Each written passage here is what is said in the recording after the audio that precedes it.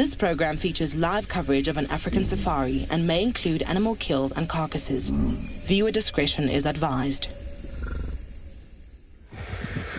Good afternoon, everybody. Welcome to Djuma Private Game Reserve. This afternoon, such a beautiful day here. We're actually just the beginning of the drive, bump on the herds of elephants, which they're actually on their mobile about. And they're also seen around the dam drinking there during the basis of the day. So remember, everybody, jump aboard to your very own live safari through African wild this afternoon.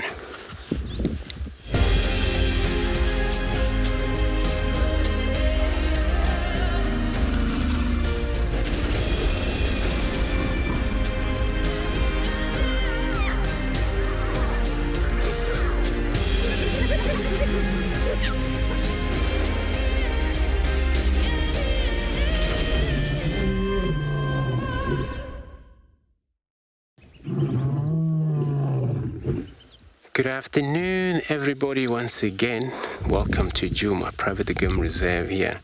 We got a looks like a whole bunch of male of buffalo, Cape buffalo, African buffalo, which we believe the whole herd that may be around in this area. My name's Andrew, and I have Daz on camera this afternoon.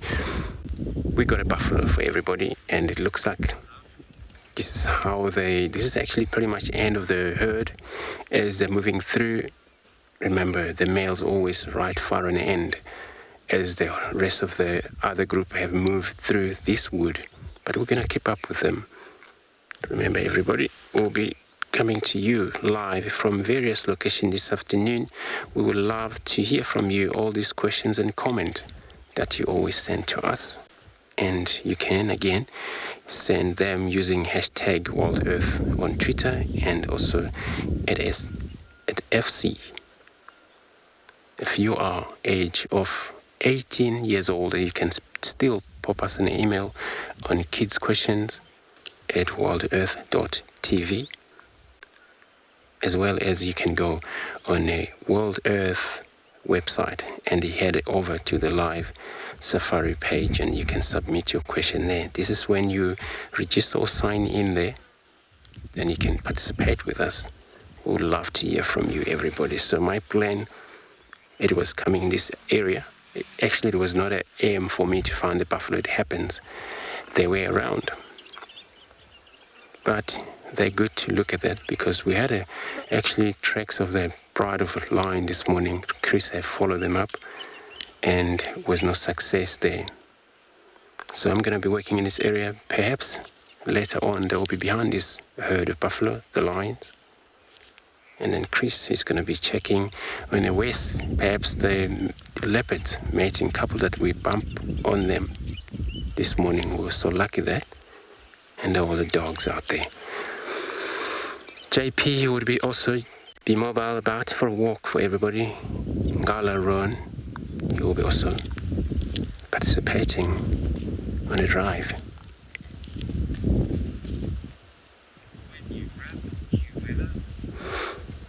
So everybody, I'm going to stick with these buffaloes, see how they get out about. In the meantime, let's take a quickly look at the weather on our various locations.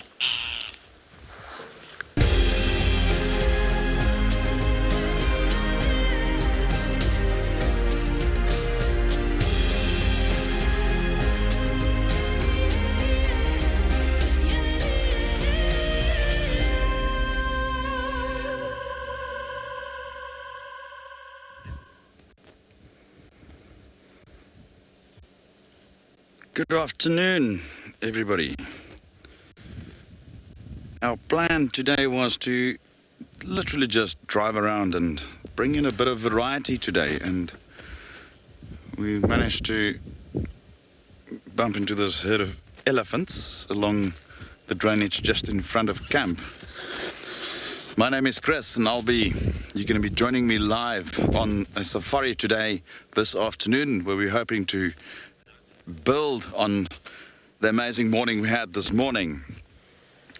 And these elephants are rather widespread at the moment, and the terrain is rather thick.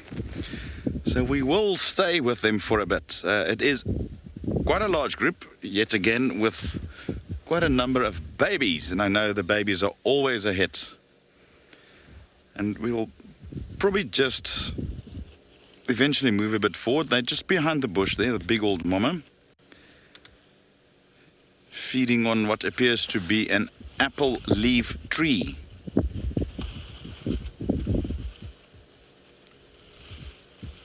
Although it's a little bit into the bush, then I can't really see exactly. So we will wait them out. I do know that this drainage leads up to Gowrie Dam, and the rest of the group of elephants seems to be pointing in that direction. So perhaps a little later we could see them drink, which would be very entertaining if that can happen. With me today on camera ops, we've got BK, and together we are hoping to have an amazing safari with you today. We're just going to move a touch forward while we're trying to regain a slightly better visual.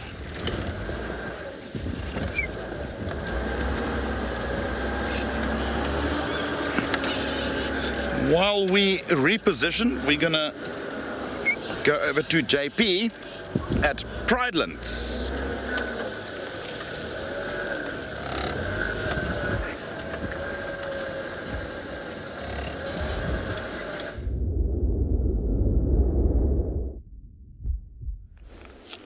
Good afternoon and welcome to WildEarth. We're live on Bushwalk at Eco Training Pridelands.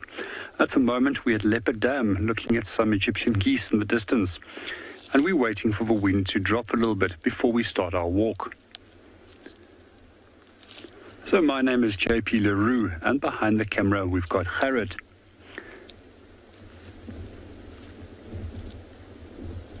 Our plan for this afternoon, as soon as the wind stops, we're going to start moving out to an area which is called Red Earth and take a little bit of a circular walk and come back to the dam.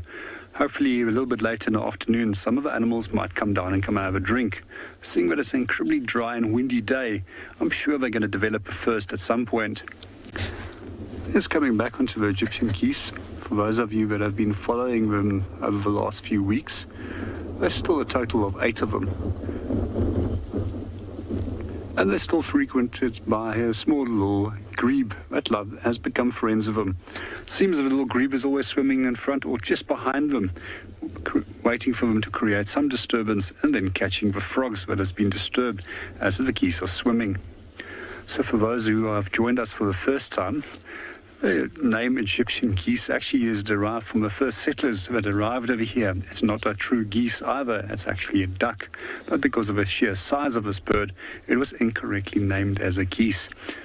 We don't find any true geese south of the Sahara, with the exception of one species which is known as a blue-winged goose. For those of you that are curious about what's the difference between a geese and a duck, it often comes down to DNA as well as the amount of neck vertebra, with geese having more neck vertebra than ducks.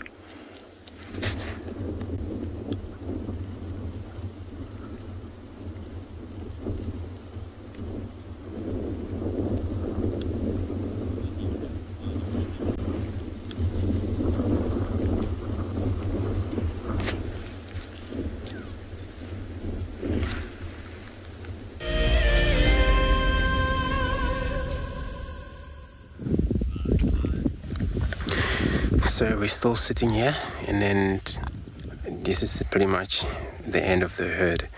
The rest of them already have moved across to this woodland, but we're going to try go around. There's a road. We perhaps find them on the other side there. So all we wanted to, make sure that there is nothing behind the herd. So we don't want to go, front of them. Meanwhile, perhaps lions, they may be behind them. The hungry lion can still hunt during the day. They're actually very patient enough that they can wait, and all they aim for the weakest, or those are limping, are not healthy. But that's why you have these males. Those are the ones that are making sure that those cannot keep up with the herd. They're more likely to be left behind, and these males would be the one that are all taking care of them, making sure there is no trouble back there. If you look at that size of the bull, oops, he's pulling that in nostrils, doing a Fleming's grimace, which is all they're about to decode in the ceremony. Probably that the female have urinate there, just like a cow's at home.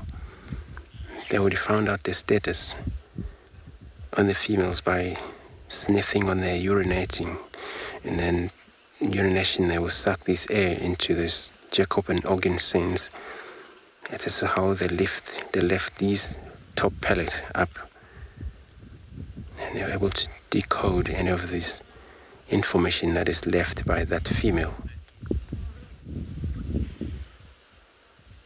So I'm planning on leaving this bull over here, because I know they may be not been maybe very fast enough to keep up with the herd, but maybe the rest of the herd is on the other open side there. We were just going to go have a look.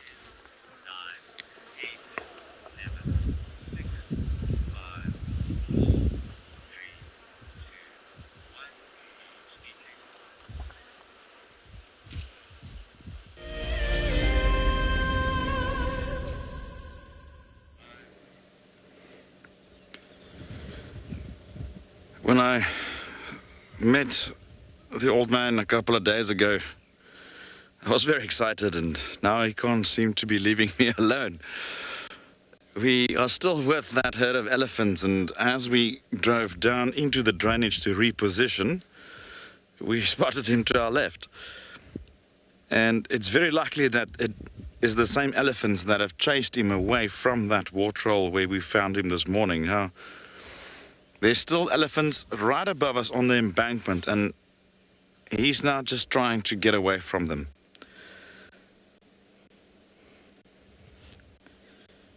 Doesn't seem to be very keen on starting a fight with 30, 40 elephants.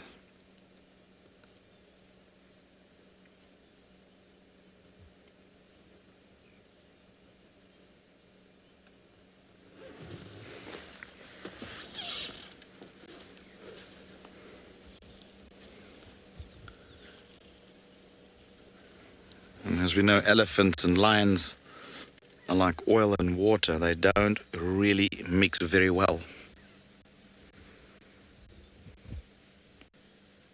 I think he's just trying to find shade where he can sleep, or at least rest, without being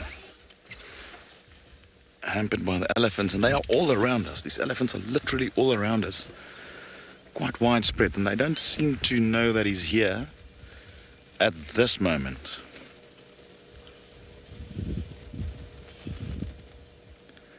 But believe me, if they do see him, it could potentially be quite entertaining.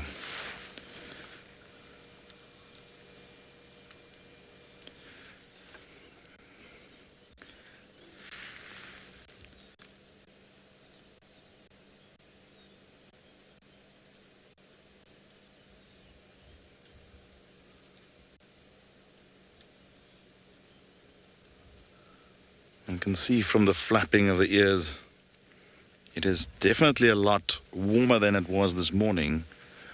It's almost wind still, a slight breeze, but it's all the clouds have disappeared, which makes for a great day to just look for variety. I do have a feeling that we might see quite a few different species up and about this afternoon.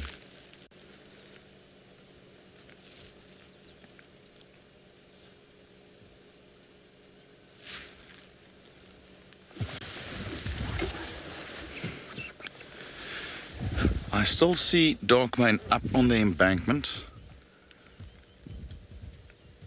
so we will be getting back to him.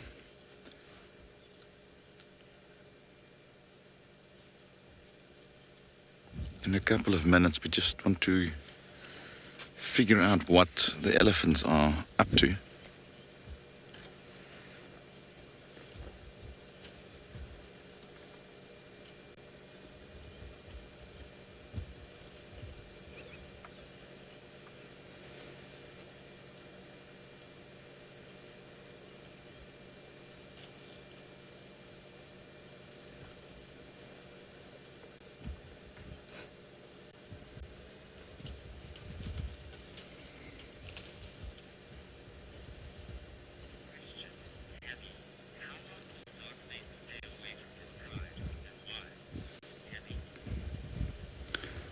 Good afternoon, Tammy. Male lions will leave their pride sometimes for extended periods. I've seen coalitions of males, and I'll get back to that just now, coalitions of males leaving their prides for up to 2-3 weeks at a time. Now, in his case, he's a solitary male. He's not part of a coalition, as I understand. I might be wrong, and our viewers are welcome to correct me, but he don't have the support of a brotherhood or a coalition that he's part of, and he therefore will probably stay with the pride for longer, more extended periods. My guess would be a couple of days until he's hungry again, or until he needs food again, combined with his injury that's not healed properly, the right leg. In his case, I would say probably a couple of days at best. Elsewhere, where you have a group of lions, usually related males, that occupies an area, often spend extended periods away from their prides, like I mentioned, and usually that is to patrol the territories, because those territories are usually massive and very often larger than that of the actual pride, which is a nucleus of related females, mostly. And then they need to make sure that they make their presence known throughout the territory continually, otherwise running the danger of having foreign younger males entering the area, and those males could be a potential threat if there's any cubs within the prides that they associate with, as well as they might actually challenge those males for that particular territory. Therefore, they need to be moving away from the ladies more often than not. And I have seen males for up to 3 weeks staying away from the ladies. This changes when they're small cubs. I have also noted during my time in the bush that lion males will spend more time with the prides when there is very, very small cubs, since that is their most vulnerable period, that time from birth up to about 4, 5, 6 months. That is when lions often lose up to 60% of their offspring due to various reasons.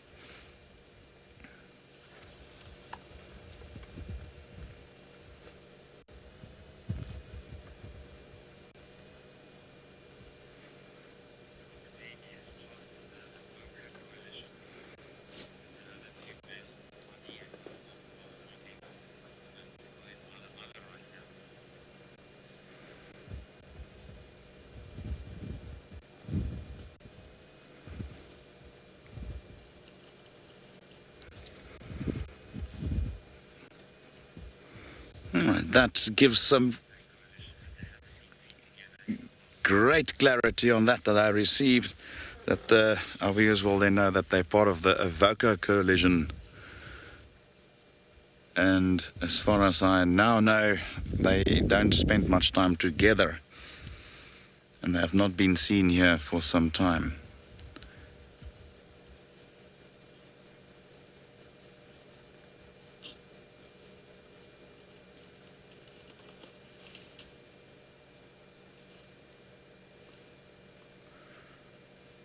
And yet again, that is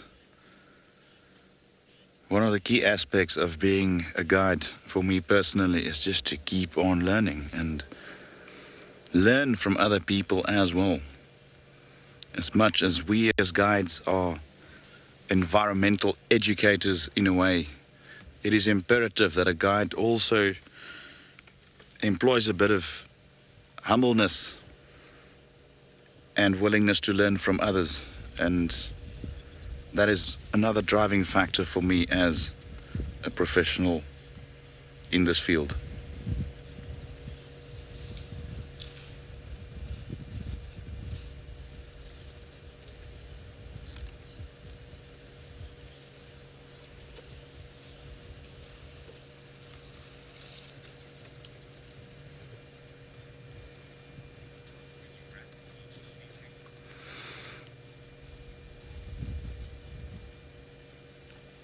I suggest you come with me and we slowly but surely go and investigate where Darkmane has gone to. And we're going to leave the elephants for now and soon head over back to Darkmane.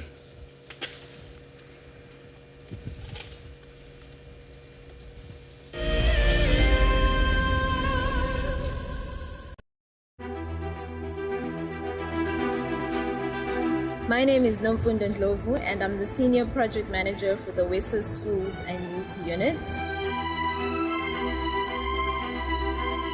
I'm a qualified horticulturalist. I'm particularly passionate about supporting schools towards working through their sustainability journey and towards food sovereignty throughout food gardening projects.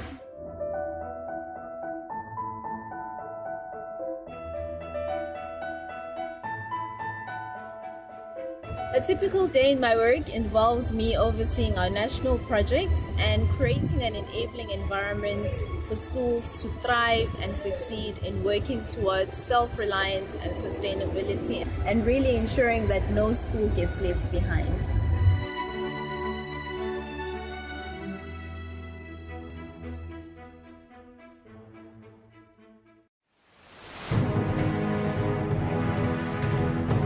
Being nominated to the top 5 and finally being here, for me it's an achievement.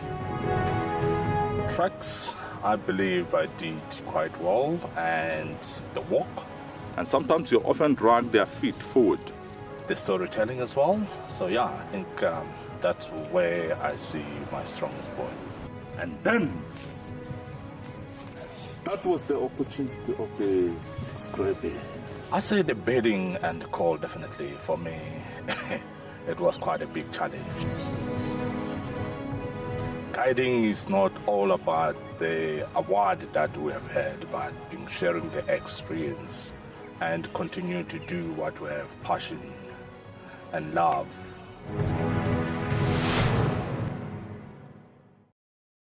Something very, very interesting. I didn't plan this, but this is a scene rarely seen. This is what we call a journey of giraffe. So beautiful.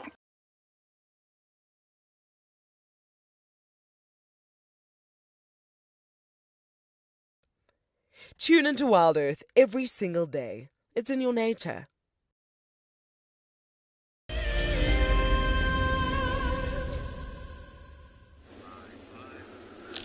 Welcome back to Bushwalk. So far we've seen a number of different signs that has been left behind by snakes this afternoon on our way over towards the dam. The temperatures has definitely increased, and we can see that there's a activity increase in a number of other reptile species too, and these include tortoises as well as monitors. And what we have over here, it seems to be a drag mark that has been created by a python. We also tried to see if there's any other signs that could indicate that it was something else, but there's no feet on the side. The Southern African python is one of our largest snake species in South Africa, and they've got the potential of actually getting up to some 5 meters in length. And what they often do is they will go into water and they will wait in ambush for prey to come and drink.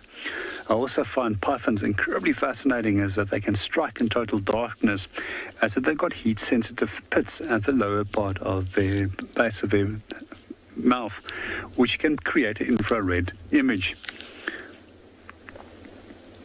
Also quite an interesting snake once mating has taken place. It's also one of the very few snake species which will show some form of parental care. firstly by staying with the eggs and then staying with the young pythons for several days after they're hatched before she moves off. So for those of you that are not familiar with pythons, unlike other snake species, they do not hold the potent venom that they use to incapacitate their prey, but what they do is constrict. They've also got teeth that are showing backwards that they can grab onto their prey, where the prey will struggle to get away from, and then they will simply coil themselves around the prey. Quite often it's incorrectly believed that they crush their prey, but what they actually do is they restrict the flow of blood as well as oxygen to different parts of the body. And every time that the animal will try and inhale and exhale, the snake will be able to get a tighter grip and eventually effectively starving the animal from oxygen and then killing it. What we also can find is that they've got elastic jaws, which allows them to actually swallow incredibly large prey animals. And I can remember a few years ago, I was following the trail of a python. I walked and eventually caught up with him. And I found a second snake, which was even bigger, which was the female. What I couldn't believe was when I saw what it was busy doing. It was coiled around a steenbok, while the second steenbok was actually staring at the python. It's interesting to often notice how some animals will rather keep their eyes on a potential threat rather than that the predator has the upper hand in terms of surprising it by means of an attack. We quite often find that mammals will even come closer to lions, such as a number of different antelopes as well as giraffe, and then stare till they are sure what the potential threat is. We're going to stick around the dam for a little bit longer in the hope that the wind is going to drop down and then start our walk. But let's go and see what Chris is up to.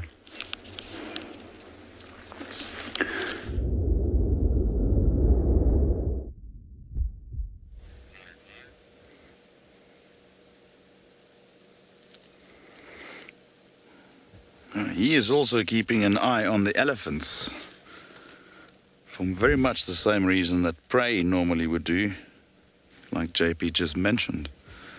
In these cases, it's just purely not to get trampled by them.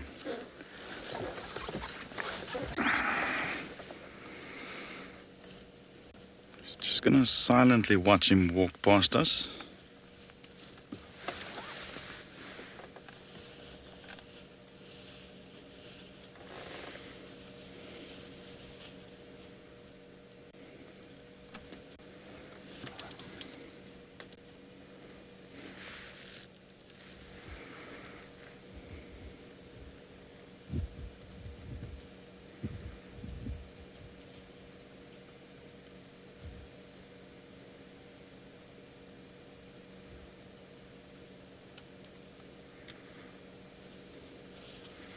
Absolutely no manners. Can't tell you how many times I've seen that in my career. It's not very king-like of them. We'll have to just turn around so we won't.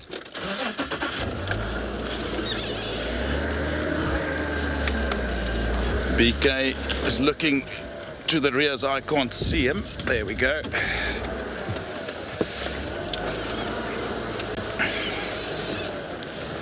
Well, finally.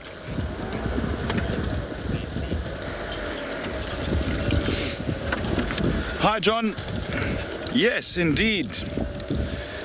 Predators usually have a very strong scent. I mean, obviously, all the rotten bits of food that stays attached to them will definitely smell. And it is quite strong, you know, that so much so that even us as humans, whose sense of smell is much less developed than that of the prey species, can even smell that. And take leopard, for instance. I've seen leopards often rolling in elephant, rhino, or even buffalo dung in order to mask their scent. So yes, they can roll in other substances like the dung of other animals to mask their scent. They could potentially rub against fragrant plants. That could potentially also be But very specific leopards, I've seen them do that quite often. Well, we're just going to try and relocate him. He's just gone into that thicket and we should be able to get around.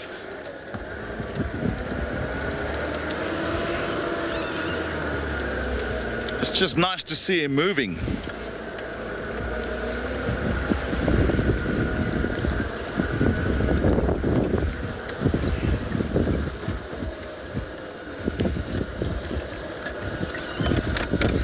Still continuing. It looks like he might enter that guarri thicket there. A little later I'll show you the guarri tree. These little green bushes you see around.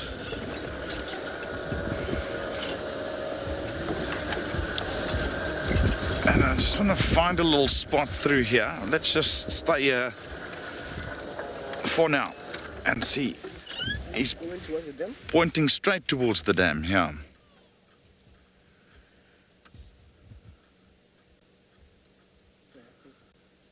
A little hippo path he's following that will lead straight to the dam. So I'm fairly confident that we will see him there, perhaps drinking. That could be quite a nice experience to see him drinking.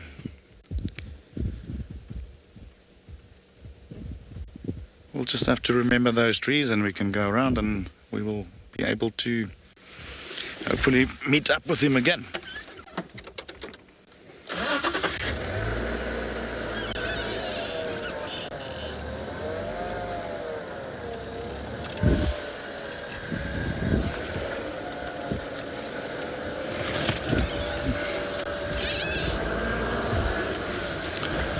While I am trying to regain visual of Dark Mane, we'll go over to Andrew and see how his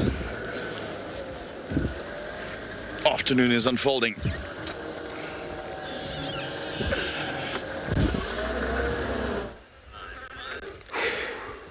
So we found ourselves an antelope, almost right to the mound on top, but not yet really, but she is there. She's actually very brave that we're so close to her. She wasn't gonna run away and she didn't actually react at all. So she's just enjoying browsing in that mound.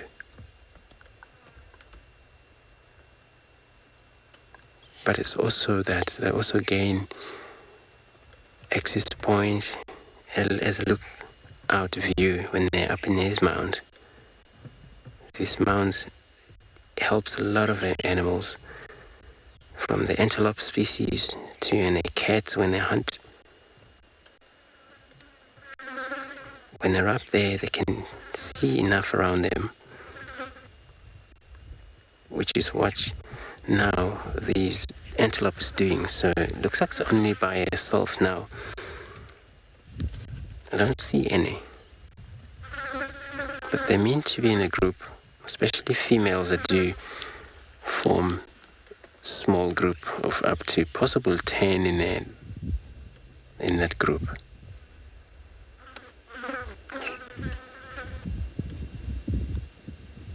So what I've seen there, they also have those oxpecker.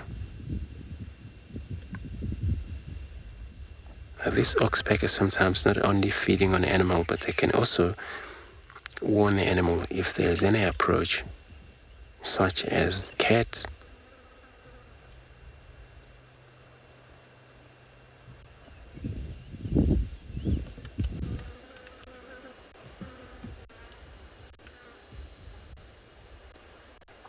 And once they spot the danger, this is when you hear them bark. They will do that a few times if they 100% sure what they have seen.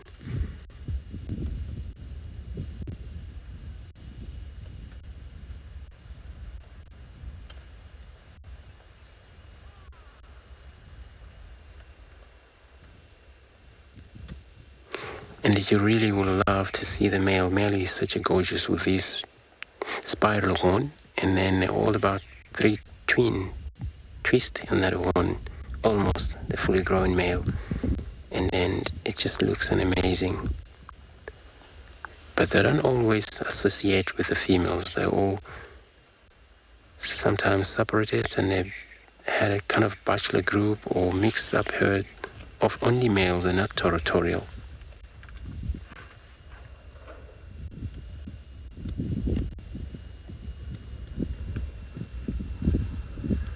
But there is a dominance.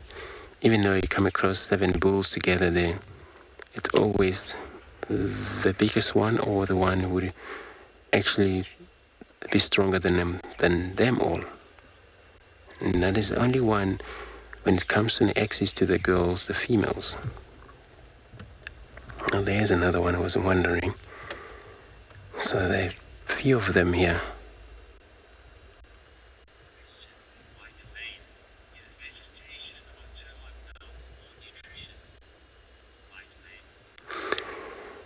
White men, you asking with the nutritious on these vegetation grows around these mounds are more, or trees that grow around the mound, the nutritious are better. They are far to better because of this soil, especially in this mound. So the soil that is actually under the surface, which deposited up by the termite itself. And that's why even the grasses that grows around in this mound, it's very sweet. And then hippos, rhinos, elephants even love them so much. But also that tree that grow around this mound, are more healthy nutritions. That's why these antelope gain access to these mounds and feed on top of them. I might say I never come across such a brave kudos as this one. We're very close to them. A lot of time they vanish.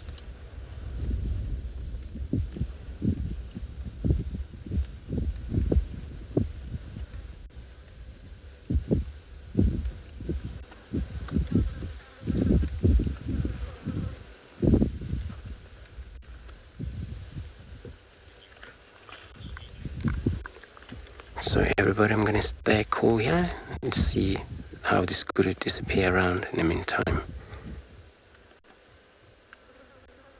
The Masai Mara in Kenya is an iconic wilderness filled with life.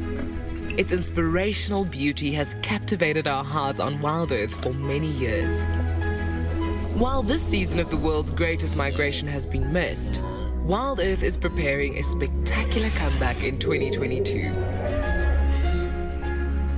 For the first time ever, WildEarth will be running expeditions to Kenya's Masai Mara throughout the 2022 migration season. Hosted by David Githu and Isaac Rotich, you could be a part of the team that shares the wildebeest migration with the world, live on WildEarth's daily safaris.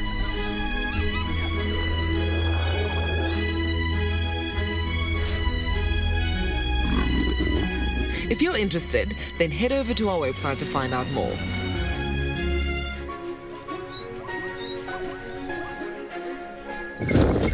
We have lost temporary visual of Dark Mane, and it's just gone into an area where I have tried everything to get into.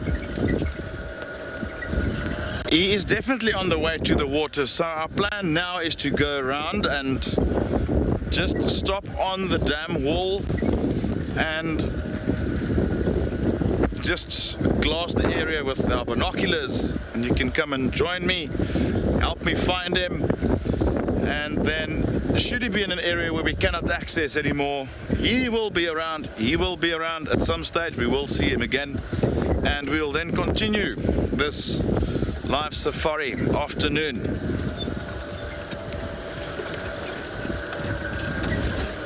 I did hear some elephants feeding below in the drainage, exactly in the direction that he was moving in, as well as there was a number of birds alarming, a couple of francolins, and I think we might just have had a glimpse of him. All right, help me spot him.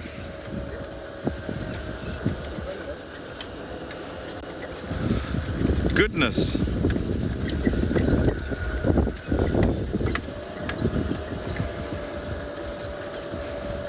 There we go. I'm telling you, for a old line male with a handicapped leg, surely moves quite fast when he wants to.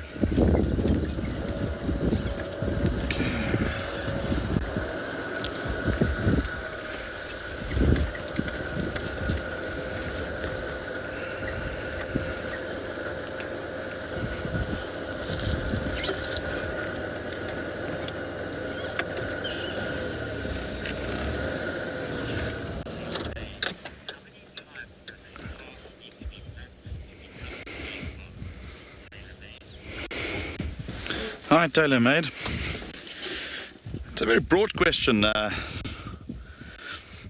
It all depends on what particular species uses it. Hippo, for instance, can create a new path in a couple of days, just walking it once or twice with that weight. The frequency of animals utilizing it will also determine how quickly and how defined that path will be.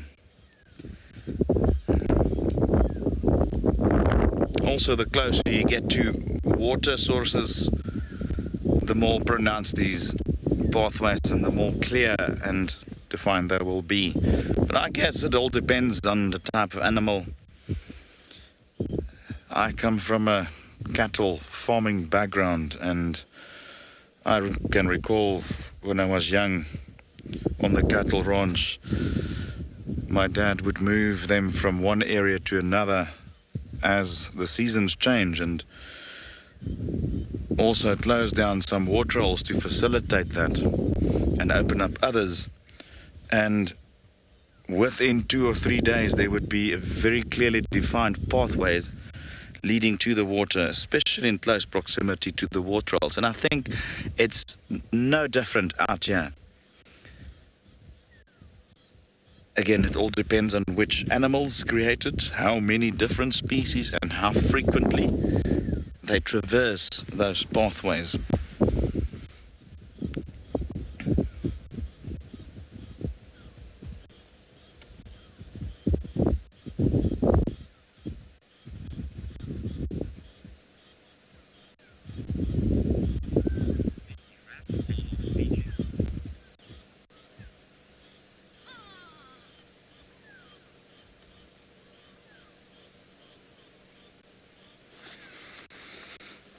We are very likely going to leave very soon.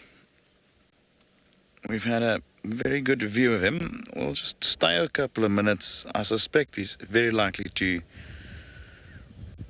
just fall back into sleep, rest, until he's 100% certain that the elements have indeed moved away.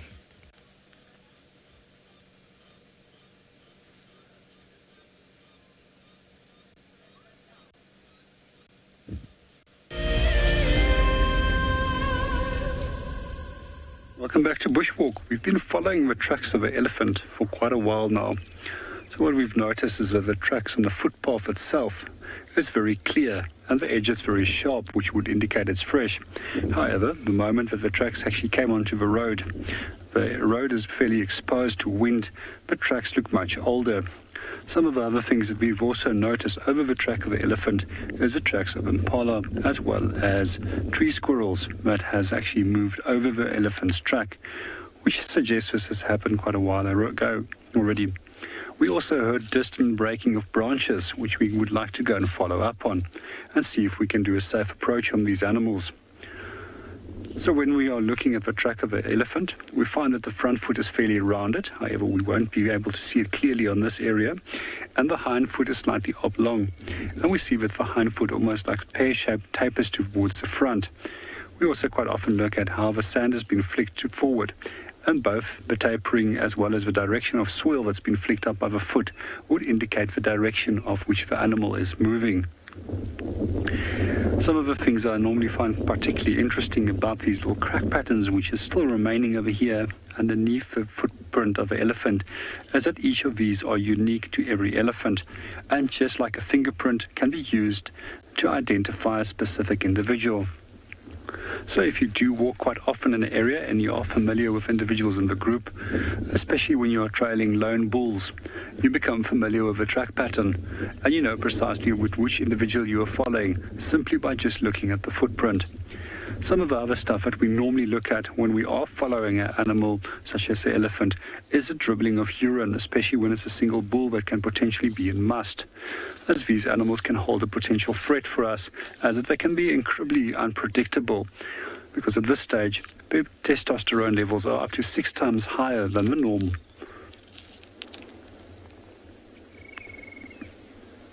We're going to continue and go and see if we can go and find them.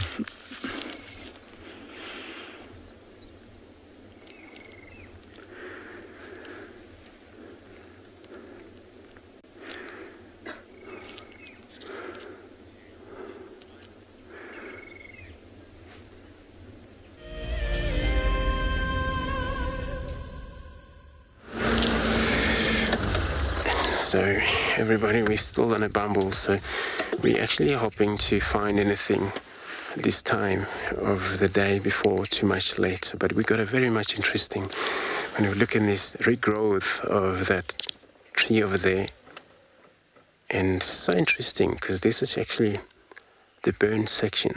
And many of these trees are still down, and leaves down, a brownie, but that one is actually gaining more regrowth in there. So it's one of the larger fruited bush willow trees. But not only that, so there and there, you see a lot of a green that is taking place.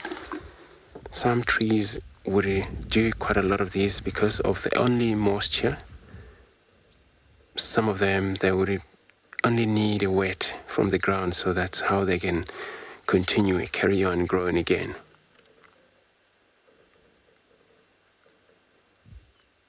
It's quite actually very early for such a tree to even flowering. And it's going to be a lot of the honeybees flying about, collecting all of these pollen.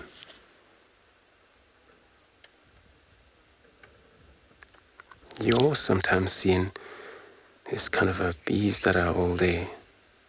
Bees are feeding on the sap that is actually, when the regrowths take place, it's quite a lot of the sap that the tree itself produces. It's a carpenter bee on the bottom right.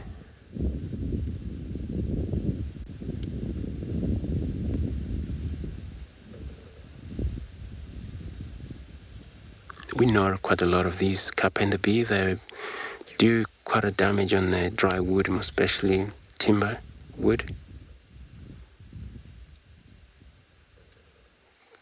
But they can also be found in some of these flowers.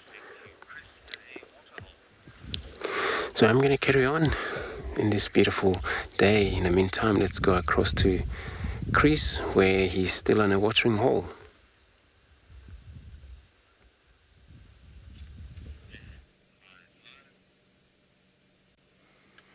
We have moved around just onto the dam wall.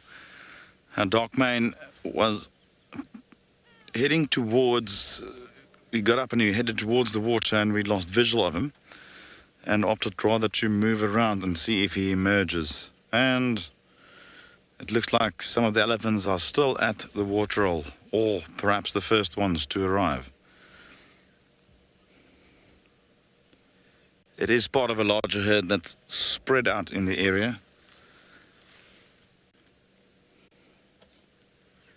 And we will just wait them out while you enjoy this elephants with me.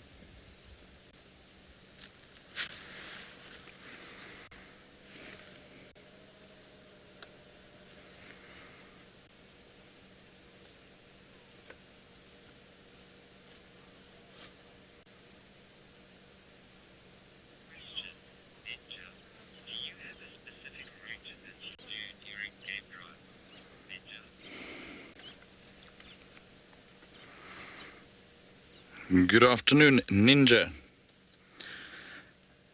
Ninja, we don't have a specific route we take. Every single day brings different challenges, different plans, different animals to go and find. And if you drive the same route every single day, you probably eventually will find animals, but it's all about adapting to the conditions of that particular safari activity. When it's hot, you're going to be working close to water. When it's cold, you're going to spread out a little bit more. When it's windy, you're going to go and look for the slightly thicker areas. So one has to adapt every time you go out. And that, as a guide, is the part that keeps it exciting, other than just being in nature and the obvious. So no, we don't take a specific route. We do have a specific traversing area with a good network of roads, and we mix and match and drive everywhere and anywhere within that area where we feel at the time we should go. Sometimes it yields great results and sometimes it doesn't.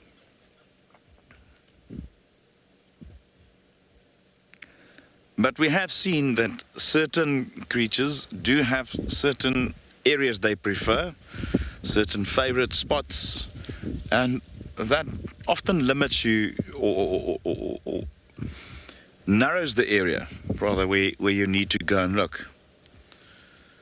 Also, knowledge of the animal's behavior. If you knew that there was lions that was eating a zebra like we had a couple of days ago not too far from camp, it is very likely that afterwards they'll move to the closest waterhole. So you can use all those variables and build a plan for every safari afternoon or outing, and plan your route then accordingly.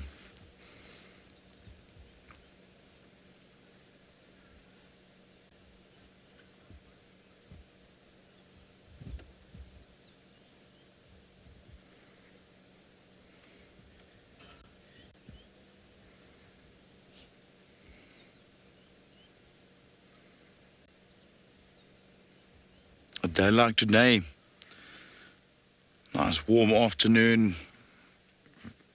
Waterholes are a great place to just go and sit, and whether you're in the Masai Mara or in the Greater Kruger, a day like today is a perfect waterhole day.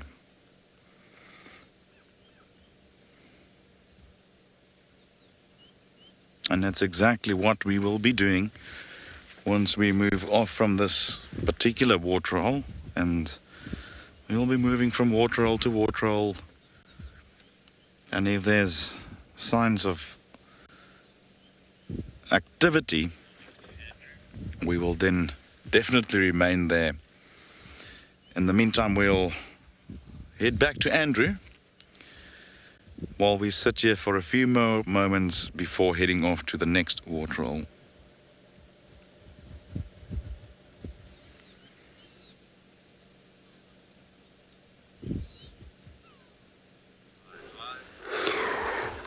Chris, good luck there. So we're also moving around quite a lot, changing planes routes. That's always we do. Places where we're sitting right at the moment with a beautiful female giraffe.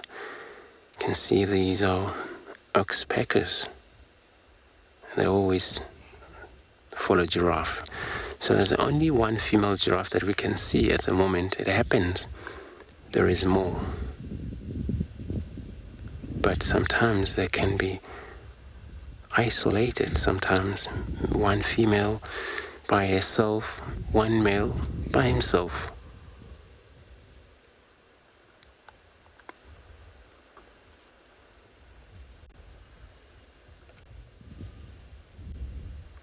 A southern giraffe.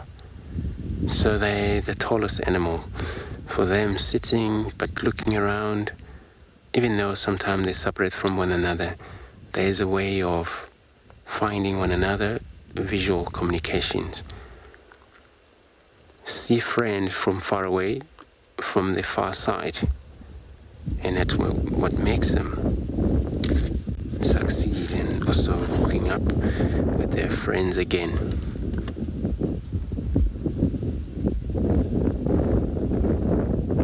And there are browser. Look at this tongue that is sticking out. Very long, prehensile. We're able to fit anyway. Get a hold of these tiny leaves which grows into these thorny bushes.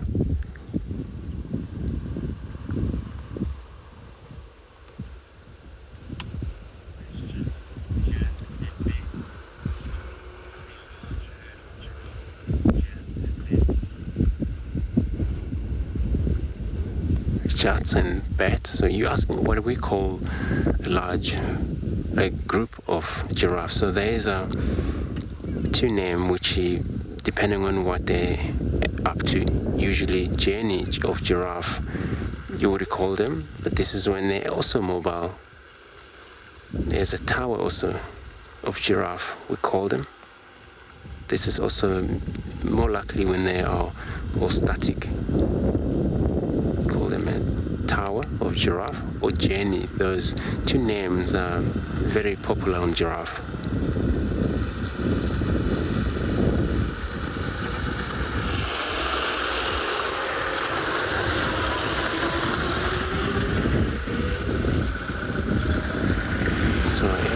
I'm gonna see if there's more than one giraffe, or we're just gonna see how many of them finally will come out for us.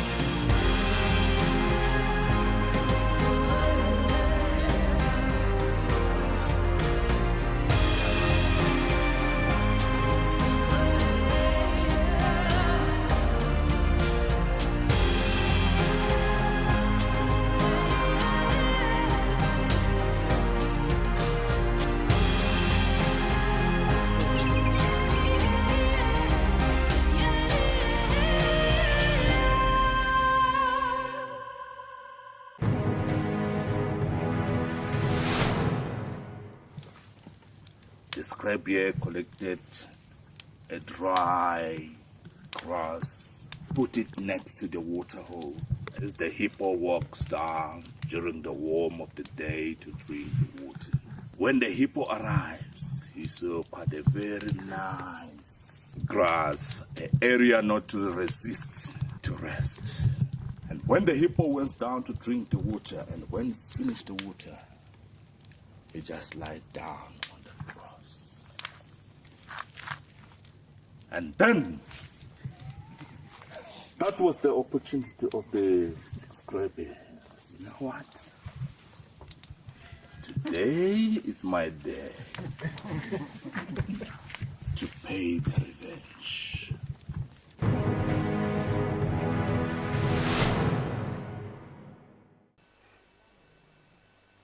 This is a battle of two great carnivores of the African wilderness. Whew. go. You don't want to be under those jaws. Definitely, this round goes to the lion. Look at that. Fantastic. Expect the unexpected here on WildEarth daily.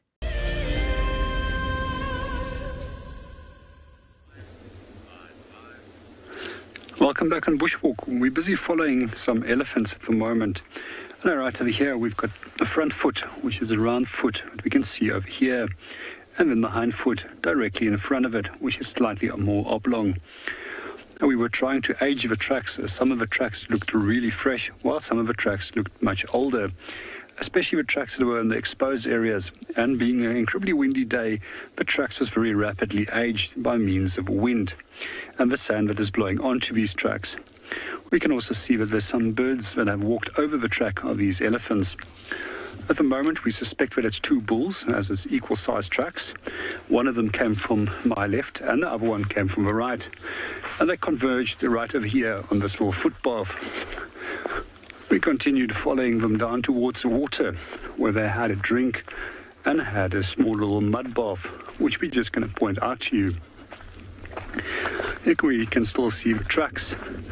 We can also notice there's some giraffe tracks that's also walked over the elephants. And we haven't seen the giraffe here so far this morning. Some of the tracks has also been covered by Impala tracks, which means that they've already been here quite a while ago. So directly in front of us, this is our spot where they came to mud bath, as well as to come and cool themselves. And what they do is they come and have a drink. Once they have a sufficient amount of water to drink, they start kicking the mud with their feet to loosen it, and then suck it up through their trunk and throw it over their bodies. Sometimes we can also see the skin imprints on the mud itself. However, it's not showing at the moment. Over here we do have some little marks right over here where they were lying in the mud. And meanwhile, let's go and see what Chris is up to.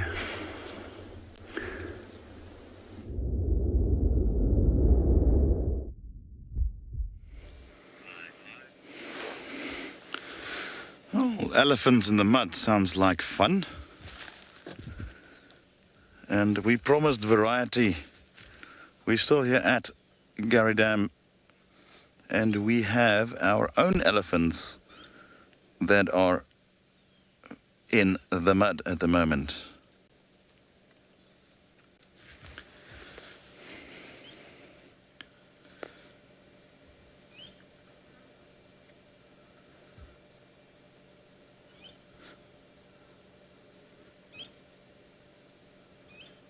Quite a bit of things happening around a waterhole when you do just remain there and just take the time to scan around.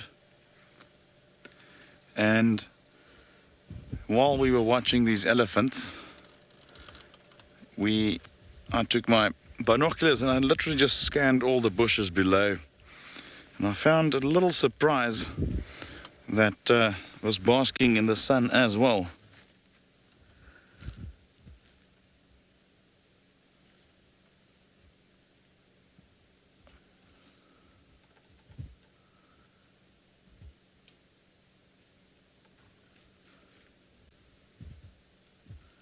And in fact, there was about 4 of them. I'm sure our viewers at home have seen a number of these. They should be quite common around the water. But only if you do take the time and look for them. Now, this is a monitor lizard. Now, monitors are part of a very large group of very large lizards. In fact, the largest of the lizards in the world is a monitor lizard called the Komodo dragon. I'm sure everybody's heard of Komodo dragons in the Pacific. And they are in fact monitor lizards as well. We also refer to them as leguans. So this is the water leguan, or the Nile monitor. There's another little one. It's just looking for a place to bask in the sun as well, to heat themselves up.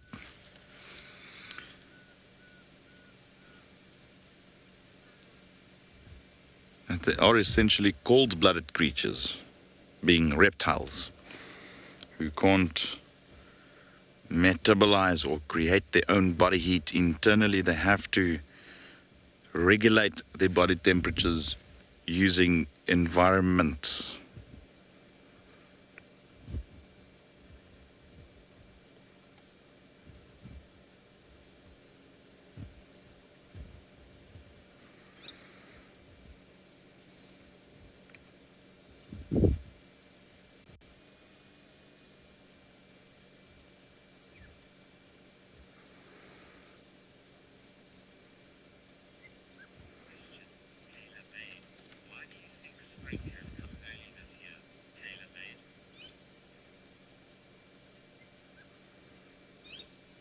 Tailor-made.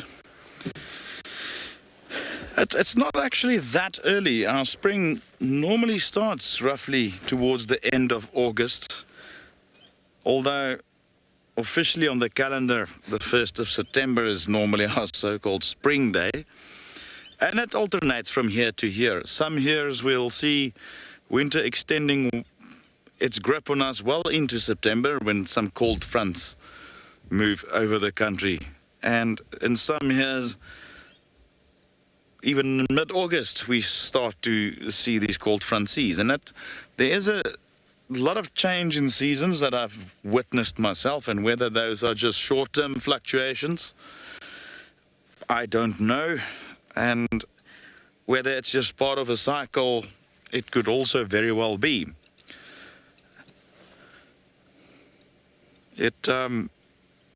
I would not say that we are 100% in spring just yet.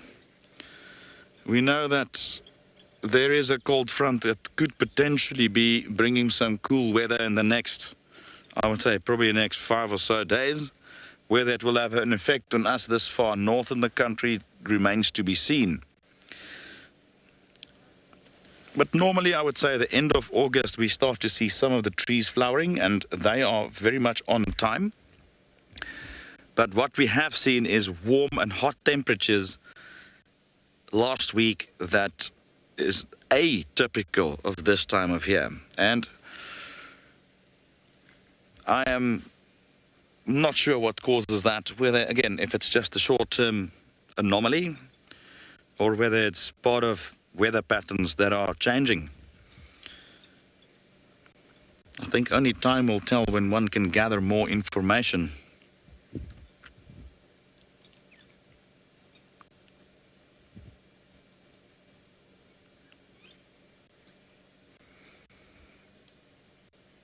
One thing that I believe, and it's not necessarily based on science, it's just a personal feeling, is when you do get an early spring like that, I personally feel that we are in for a very good rainy season. And again, it's not based on any science, it is merely my opinion and belief.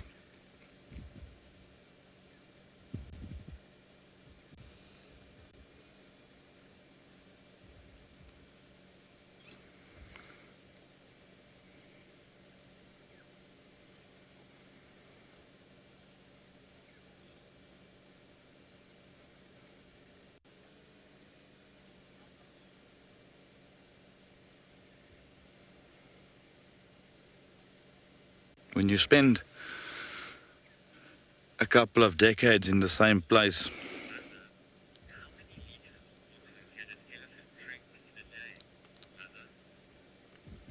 hi, mother, asking how many liters can an elephant drink? Well, big adult bulls up to 200 liters, or slightly more than 200 liters. Adult elephants need a minimum of about 90 liters a day. I think that's about as much water as I drink in about 6 months. But yeah, they can drink in excess of 200 liters a day. It's interesting is that trunk, or at least for an adult, can hold about 9 liters of water.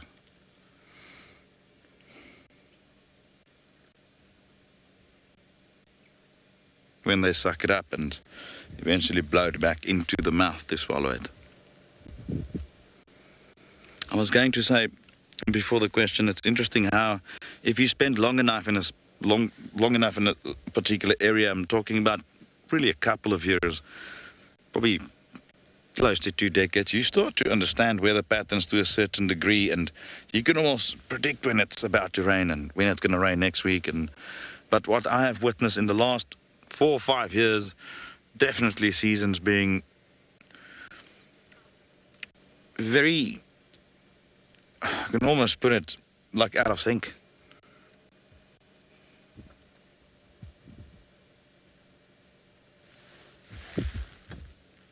And look who just came to visit. Oh goodness, just flew away. That had a very good little visual there. As these elephants are now moving away, we're gonna go and investigate the next waterhole.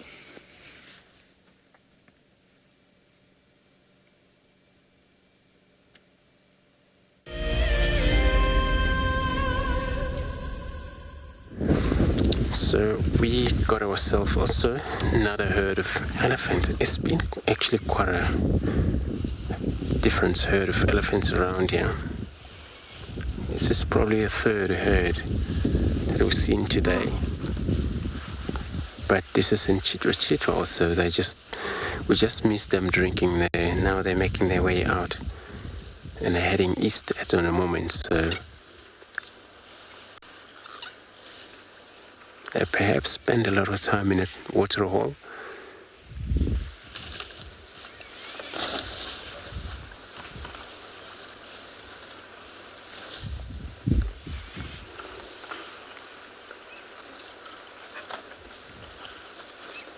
It works also better always. Every group has its own leader, matriarch, so then she would always, guide them to a great grazing land, and then she always makes sure that wherever she goes, it's got to be sufficient food and water around.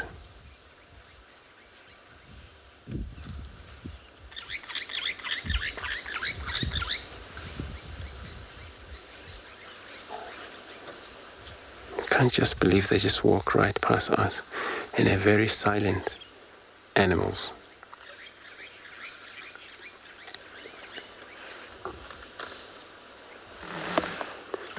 So they're probably trying to reposition here. Hopefully we get to see them again.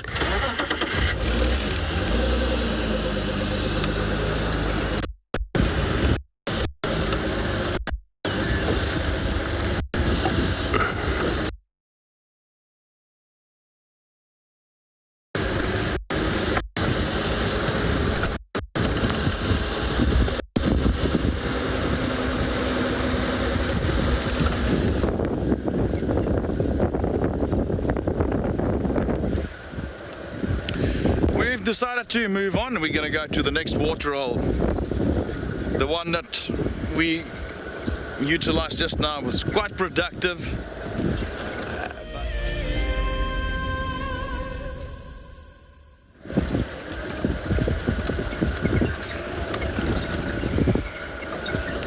Oh, there's warthogs. We just saw a few warthogs running over the road there. And they're still there. I'm behind the bush, and BK mentioned he does see them.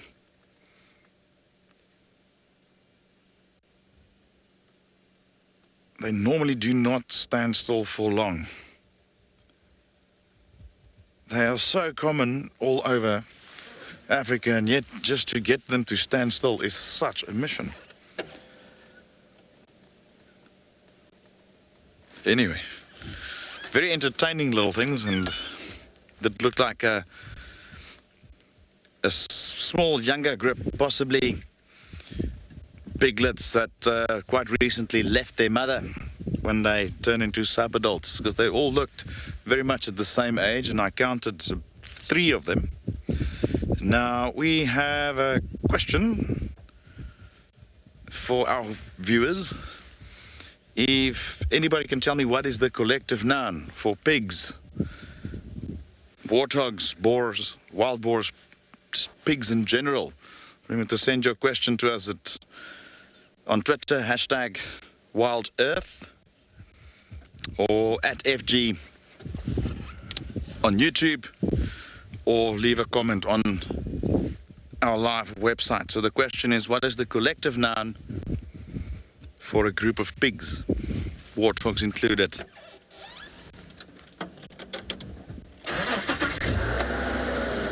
Just want to go a little bit forward and see if there's any way of still seeing them. But knowing warthogs, they will, in all likeliness, be about 1 kilometer from here already.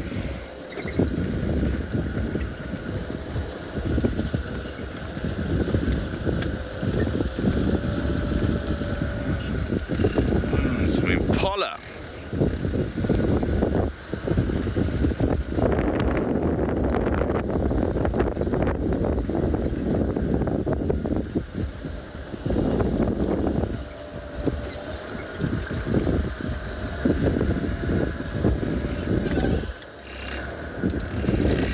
Position for that Impala, and then we'll very likely.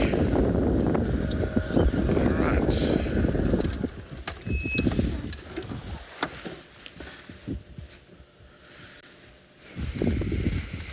Now the warthogs have moved away. Not yet received any answers yet on the previous question.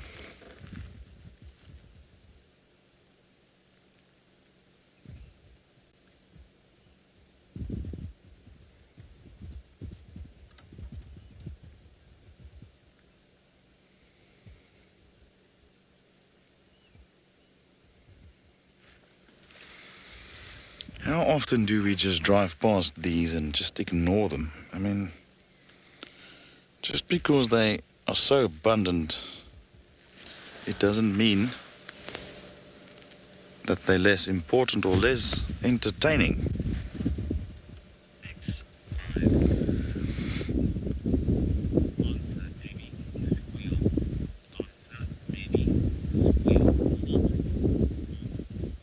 Got some answers coming in, quite a number, and we've got one from Debbie, who mentioned that it is a squeal of warthog. Hi, Debbie, it's not the one I was looking forward to, but it's a very interesting one. And again, there's no right or wrong here. There's no right or wrong. I mean, there's no script that, or no law that governs these things. I like that name, and I'm sure somewhere around that will definitely be used, and that's something I would definitely add to my list. I like that. It wasn't the one I was looking for.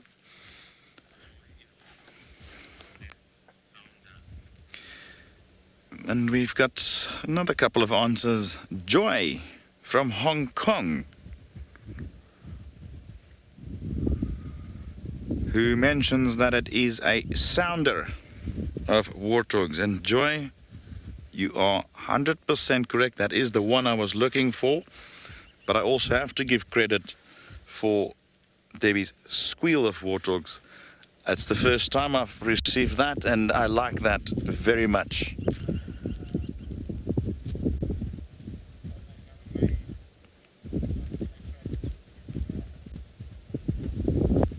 I mean, it's the same as giraffe. You know, some it's a tower, some mention it's a safari giraffe, some, you know, the more commonly used one is a journey. And the same with warthog. You know, there's no right or wrong. It's when we ask these answers, we're just looking for the more commonly used ones. And shows you again, never too old to learn.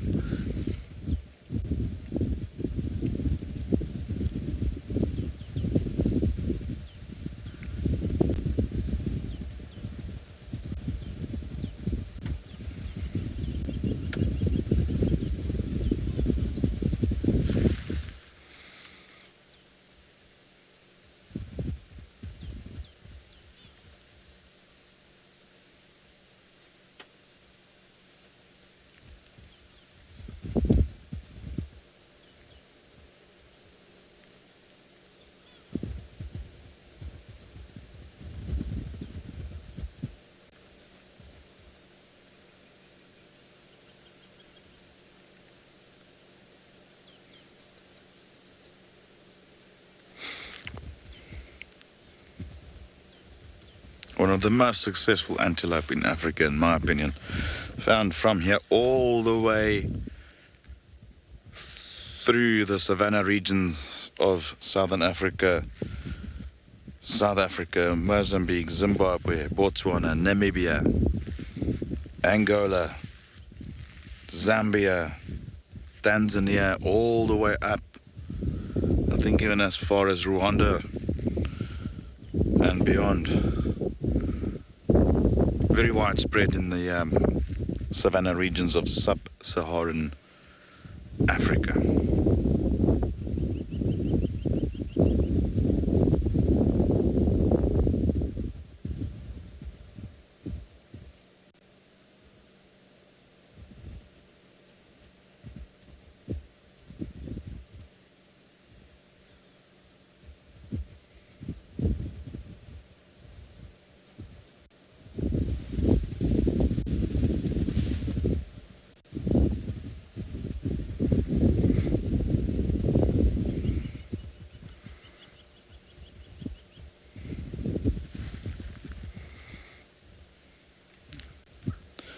We'll note that some of these males' horns seem to be a different shape. Take this one for instance, it's almost like a little wrench, almost like closes, whereas some of them, there's very wide horns that opens up at the tips, and that's all got to do with age. Unlike deer and the hoofed animals that's in the deer family, antelope antelope don't shed their horns like deer does.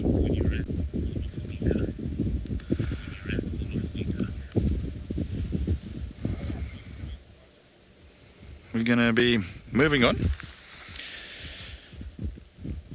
and go and investigate the next water hole.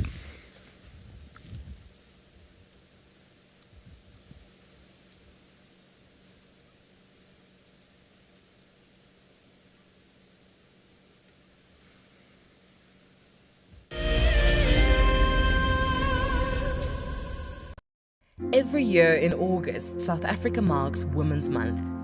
WildEarth would like to acknowledge and thank all the amazing females who have worked tirelessly to share our nature with the world. We're gonna have to just wait, okay? She's gonna come out there just on my right-hand side, and she can see these impala. Now you've got to inhale it. It burns. I don't know if it's supposed to work instantly. Go, girl, go! Get her! Get her, girl! Get her! I'm so looking forward to following her story in the future. I'm really hoping there's two. I'm really hoping there's two. But you know, even if there's one, oh my goodness, everyone! And I get to share it with you. Isn't that extra special? I get to experience it and show it to everyone.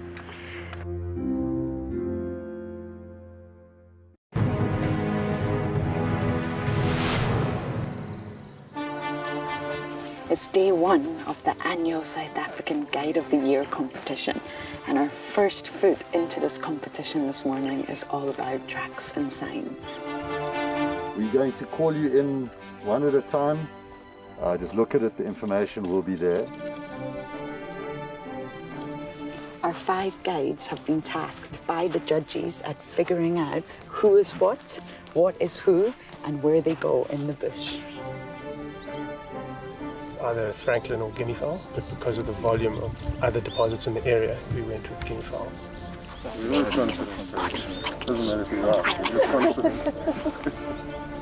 Detailing the surrounding that you need to look out for tracks. The details is very important.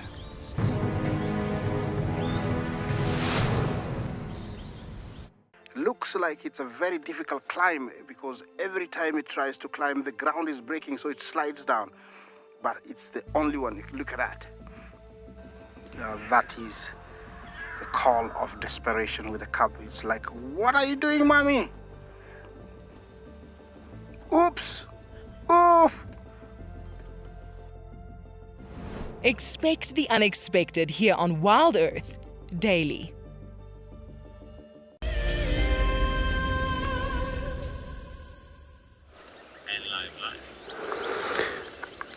So we saw a mountain here with these Egyptian geese. So there is the couple over here.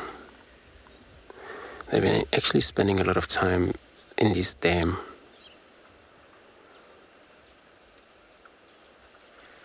But they're very cool birds. They can be noisy.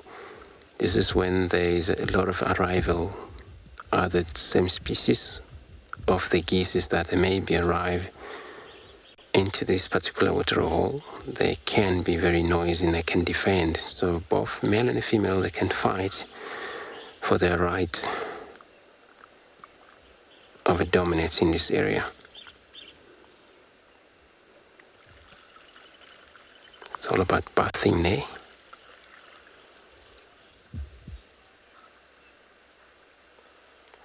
Pruning around. So just because of the lot of parasite they may carry when they're inland, because they can sometimes move around through grasses.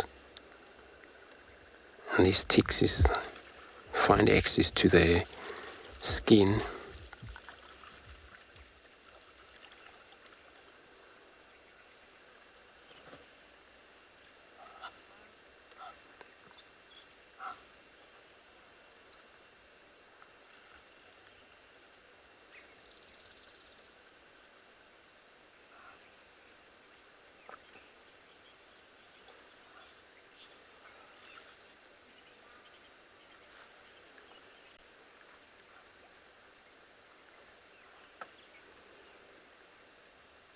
Greenback heron. We had a visual of a green-backed heron also on stage. There's quite a few birds around in its watering hole, especially this water hole specifically. Offered quite a lot of bird species.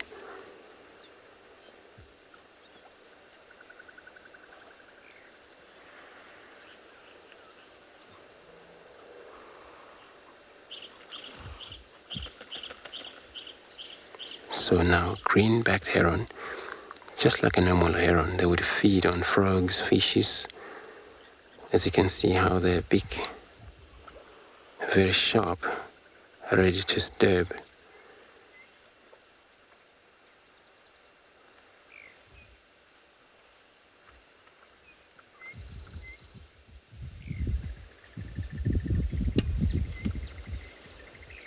But also this is how they hunt around here. They just freeze, stand still.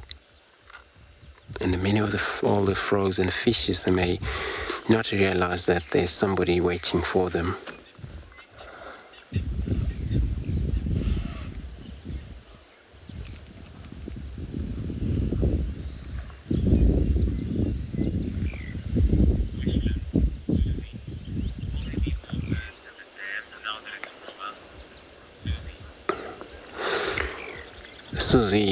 So you're asking, it would be more of the bird at the dam here since it's warmer. I've been actually trying enough to see there's quite a few birds as these of a blacksmith lapwing and some three-banded plover, which those who saw them as we came from the other side of the dam. Those ones, they mainly be active around the water hole since they are water birds.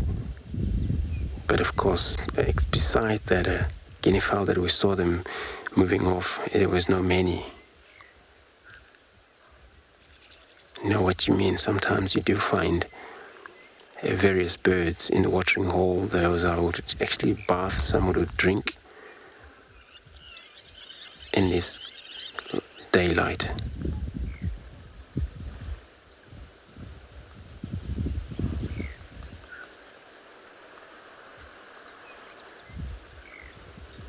When it's not actually very, very hot, there we go, somebody there. So that it would be a limping sham,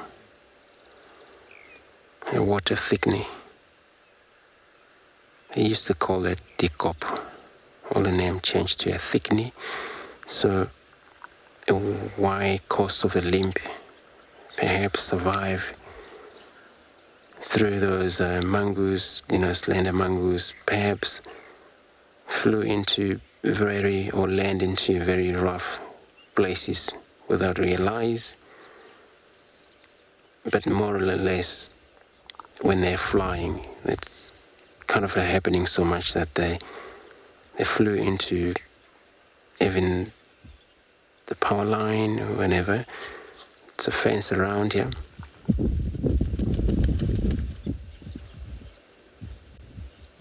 But that's limpy, so it will be very difficult for such a bird like this. We talk about old crane, old heron, because since they have long legs and they're hardly to be a lot of the blood flowing into these legs, since they're very prehensile and very pencil legs. And they're all just a solid bone that is there. Once it's broken, bird still has to exercise, move around, using it to balance only to two-legged bird. That may be resulting in losing legs, one leg. So everybody, we're gonna reposition, look around here, see if we can find anything else. In the meantime, let's go over to JP on a bushwalk.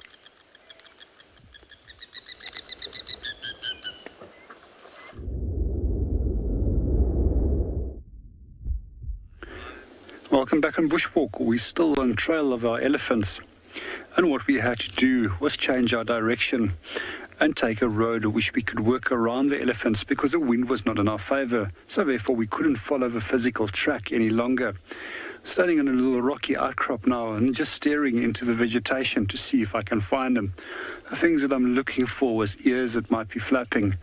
Also, sometimes you'll just see some form of movement of the top of the back sticking out. I find it absolutely amazing that the largest land mammal that has a potential of reaching the weight of up to 10,000 kilograms can so easily disappear, and that they're also incredibly quiet. So some of the other things that we were also listening for earlier is a breaking of branches, and quite often that is how we detect them. We're going to continue and go and see if we can go and find them.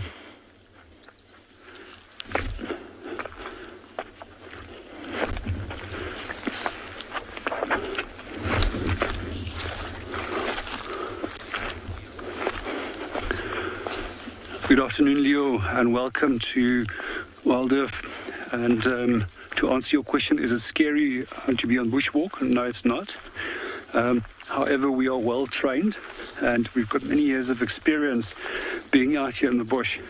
But there's always a few rules which you have to obey to make sure that you are safe. And one of those is that you can never push the boundaries of animals, but also that you are very aware of what's going on in your environment. We also start learning to have a very good sense of observation, and you learn to listen what's going on in your environment. And you also look at where you're putting your feet when you're walking. There's probably a bigger chance for us stepping on a snake than walking directly into a lion or an elephant. However, most species of snakes will actually just move off as they pick up the vibrations of your feet. The other important things that we also take in consideration is the direction of wind. We also take in consideration the direction of the sun, as well as that we never become short on an escape route for ourselves or for the animal. I'm just going to continue on this little footpath. It seems that they've gone into this direction. The Masai Mara in Kenya is an iconic wilderness filled with life. Its inspirational beauty has captivated our hearts on WildEarth for many years. While this season of the world's greatest migration has been missed, WildEarth is preparing a spectacular comeback in 2022. For the first time ever, WildEarth will be running expeditions to Kenya's Masai Mara throughout the 2022 migration season.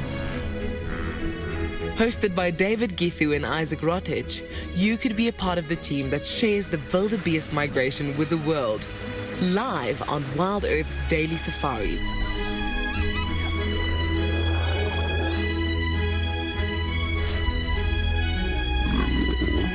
If you're interested, then head over to our website to find out more.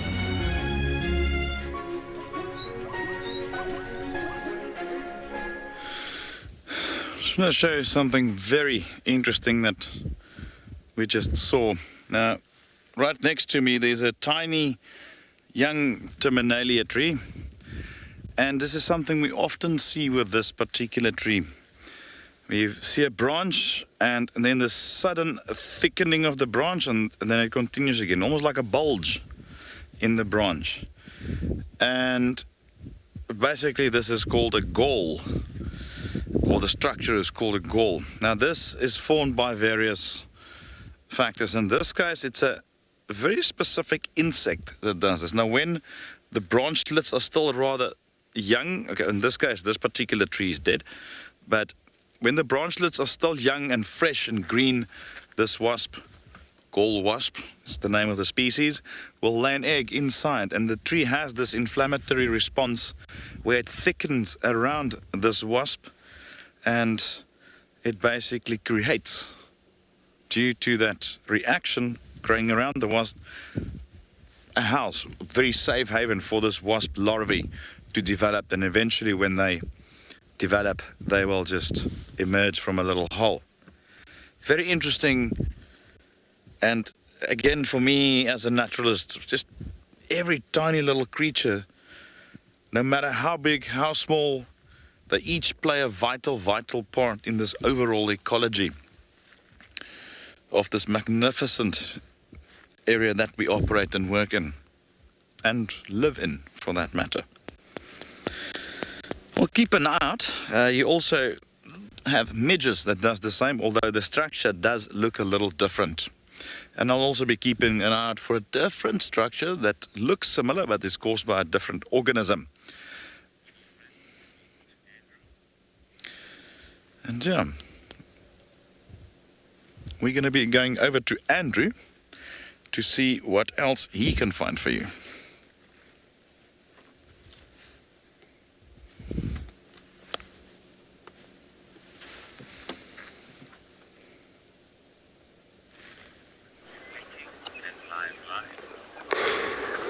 So we're still sitting here at the Chito Dam.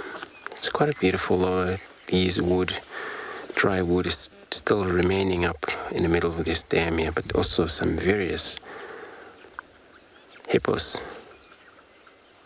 also still in this watering hole. It's quite a plenty hippo, in fact. This one is, can see the mother.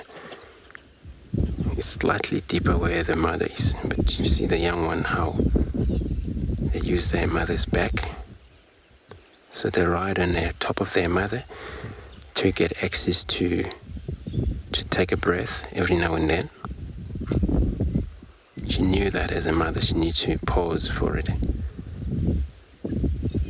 The young one may even take a sleep that way.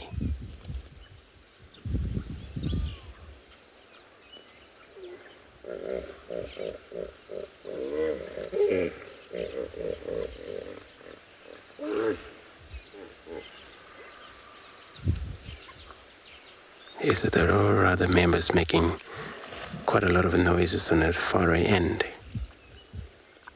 of the dam. They're well spread around here.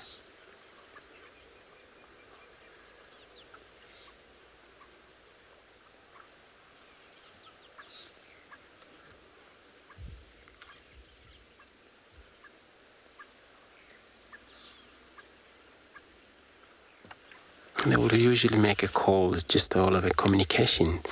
It's a big lake, and they will keep doing that over and over, whole day, while they're still in this watering hole.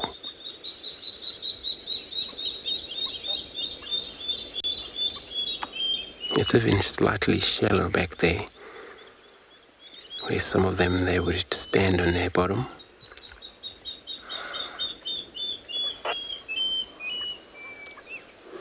I can tell you for sure these hippo can hold their breath for about 5 minutes underneath when they submerge.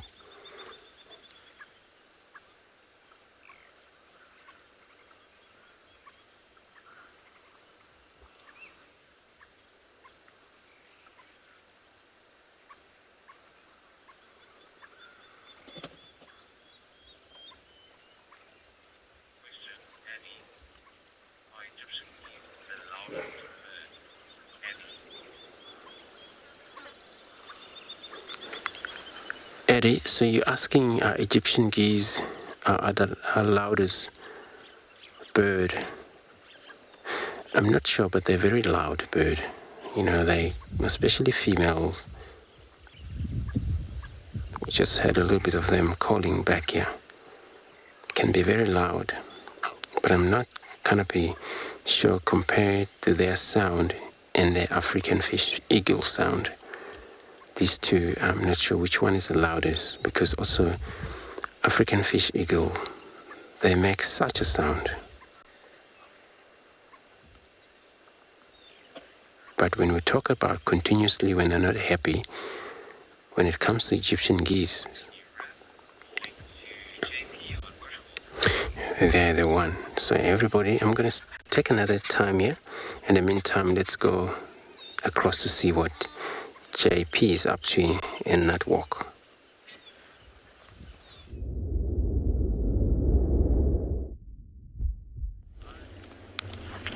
Welcome back on Bushwalk. We've just managed to find a little position behind a tree, and I've found our 2 elephants. There's possibly even 3 of them at the moment. So these are the same ones that we were trailing a little bit earlier on. It seems that they've been followed by a lilac-breasted roller as well. And most likely what's happening is that they're disturbing insects. The roller is catching the little insects, which has disturbed the feet of the elephant. Just want to see what they get up to. It's been quite a walk to get to them, and they've actually engaged 4x4 and put themselves into diff-lock and went over a serious little hill and then came down the opposite side of a hill. It always amazes me where elephants actually can go. I've even found them up in incredibly mountainous terrain, right up against cliff faces, especially in the winter months when there's not a lot of food around. The feeding becomes tricky. They start moving up onto those cliff faces where the remainder of the trees are, with some green at least. However, most of the plains areas is devoid of grasses, which they generally feed on in the summer, and has very little leaf material left by the end of winter, which they can feed on. We also quite often watch them that they will kick the roots of certain plants and then pull the root out and feed on the root, as that's the only thing that does have some form of moisture at that point. That's definitely 3 elephants. And although it's quite windy today, we don't want to go too close to them in case the wind does change. And with regards to that question about earlier on things that we do as precautions, we always stay on the downwind side of the animals that they don't smell us. And this is precisely what we have now done. You can also see with the wind, it actually brings down the temperature a little bit, but these animals are still incredibly hot. They're still fanning the ears slightly just to cool themselves down. It's quite often on warm days like this with the wind that you actually dehydrate very quickly. So it's always wise as a human to go and have a drink. And that's precisely what these elephants did a few hours ago. Had a drink and then moved away from the dam.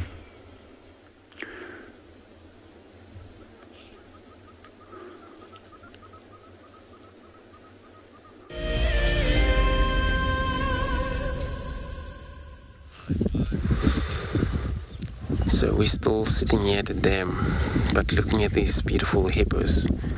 And then for sure, Chitwa Dam, for now it's only watering hole that you would see more than 10 hippos sometimes. Could be more than 10 here. So many of the hippos. So this is when they get out of this watering hole. So they use a specific path which they have made. During the time they're always moving forth back into this water. So that comes warned perfectly for them to be able to use, even useful, because they have very short legs.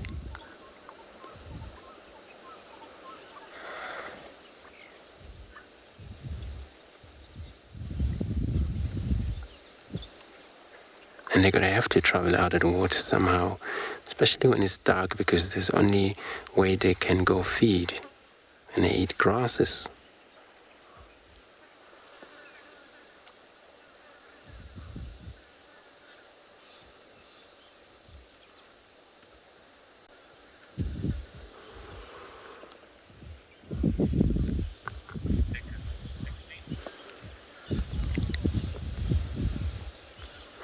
So this one is still riding on the mother's back for the access to the air, to breathe, but also taking a nap if it's possible there. The mother, she has just submerged down there, but she also making sure the young one, it's always a little bit the heads up.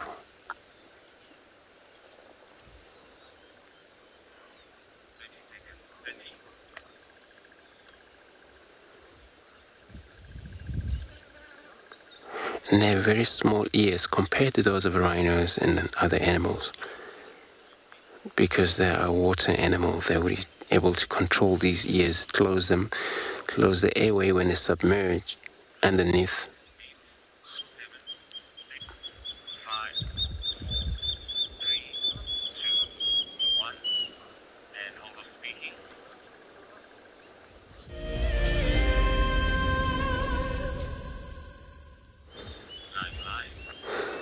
Such a beautiful waterhole. By looking at this, we're sitting on the southern end of the dam, but all you see, it's just a magnificent view.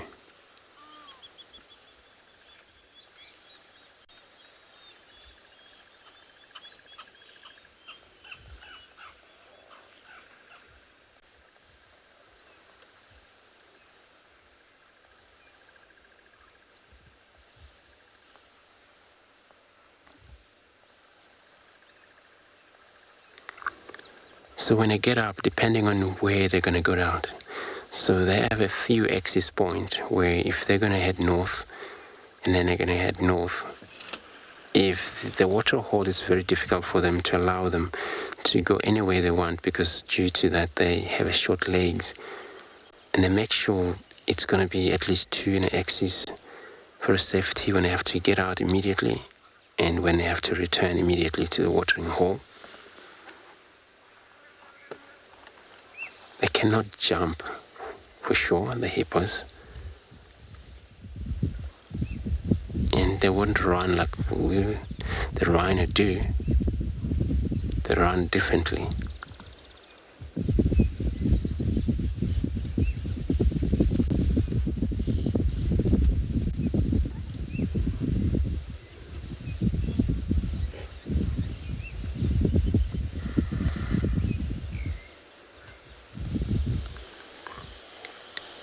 And they have a very strong canine tooth, which these are a weapon, and it can be about 60 centimeter, especially the low in size. And this is actually what they would use them for fight. Then it means that male and female would have those one.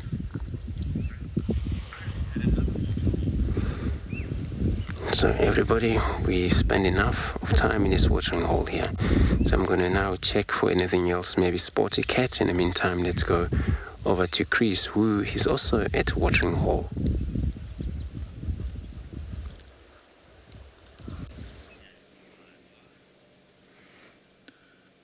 From one water hole to another,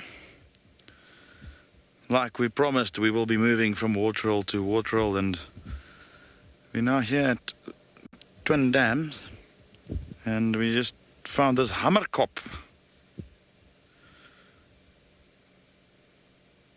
There's a bird that's previously believed to be in the egret family. Now, taxonomist has placed it in its own unique family. For those who are not from South Africa and not familiar with one of our languages here, the name Hammerkop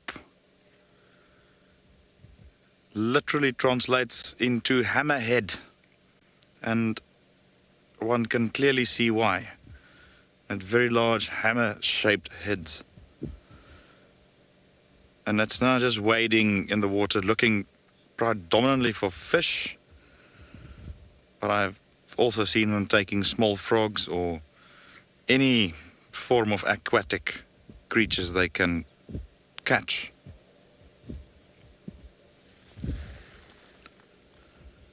Just very odd shaped head.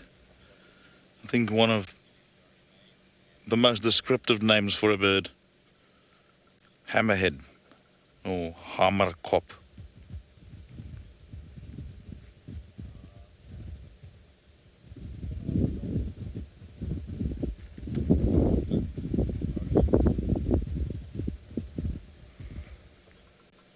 It'll just wade, and if it sees a fish, it'll try and spear it with that very sharp beak and then swallow them whole.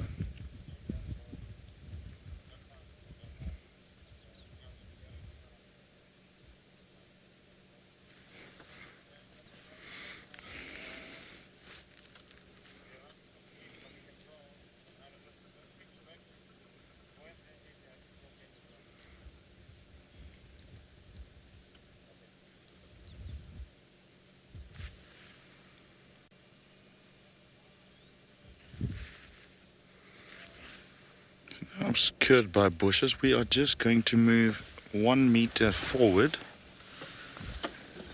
Just bear with us for a second. We'll just gonna go towards the dam wall. Just stay with me, and we'll try and get another view of it. It's really a funny looking bird.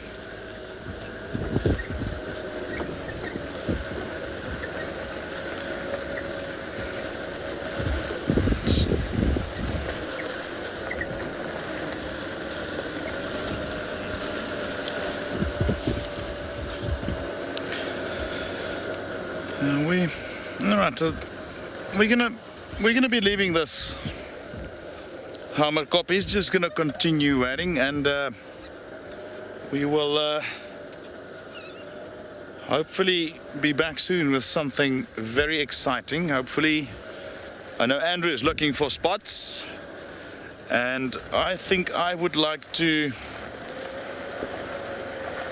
just head back to where that pack of dogs was seen this morning. Now we know that they have moved off our traversing area, but you never know. Let's go and see what happens there.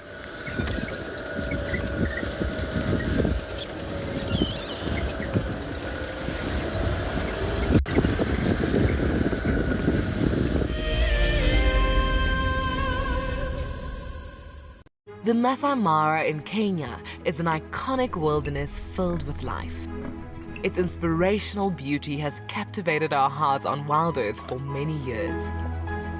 While this season of the world's greatest migration has been missed, WildEarth is preparing a spectacular comeback in 2022. For the first time ever, WildEarth will be running expeditions to Kenya's Masai Mara throughout the 2022 migration season. Hosted by David Githu and Isaac Rotich, you could be a part of the team that shares the wildebeest migration with the world, live on WildEarth's daily safaris.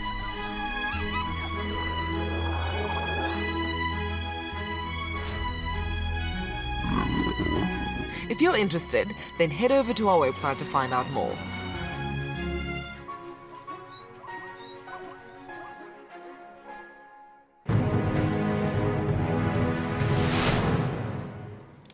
I turned to Shaun and I saw that she had this panicked look on her face. Either she was afraid that something had happened, or she was afraid that she was going to miss out on something. But instead of her missing out on those lions, we drove up next to them and I switched off the car so that she could hear what was going on. Now, these lions had killed a kudu, and she could hear these two cubs, both 8 months old at the time, busy pushing and shoving each other out the way to get to the best parts of the meat. And the mom was lying just to the side in the shade. Now, I'd known that before losing her sight, Shaun probably knew what a lion looked like. But I really wanted her to know what this lion looked like. So for the first time in my guiding career, I started to describe to someone what a lion looked like. And I found that, I started to notice things in that lion that I'd never seen before.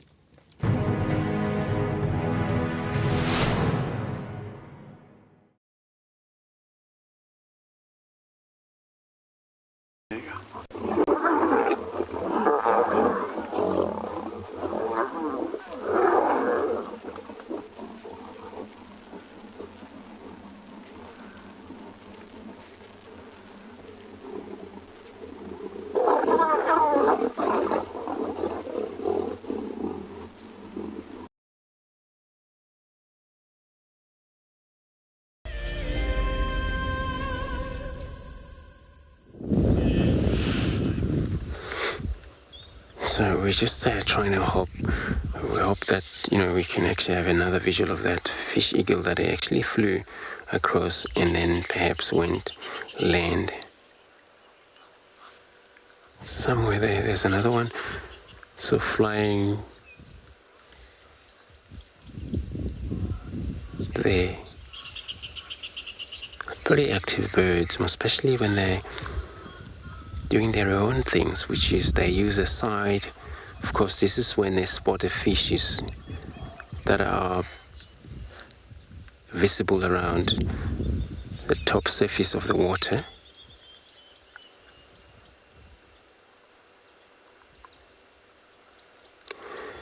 We just heard them making such a sound as a way of communicate.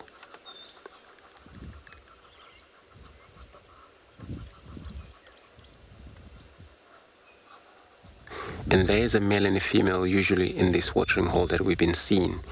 And then a few days ago, they were actually mounting, which perhaps we're looking at maybe nesting soon. And a quite big bird, a wingspan stand on 190 up to about over 200 centimeters, so they're quite big. Yeah, fly off again.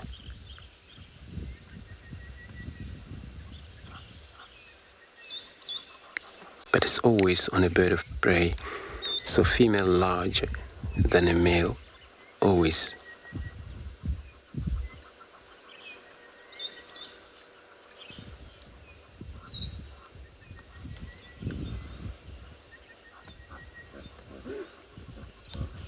Even though they're actually a couple here, it's amazing how they don't actually stick together for very long.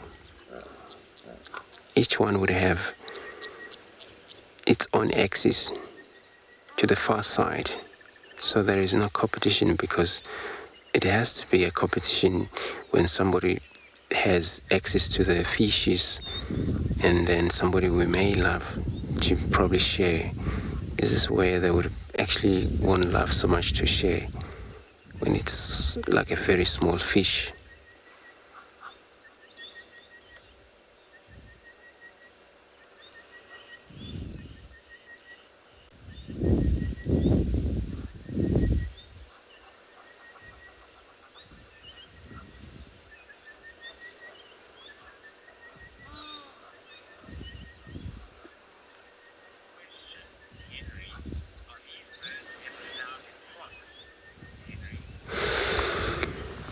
Henry, you are asking this bird ever found in flocks.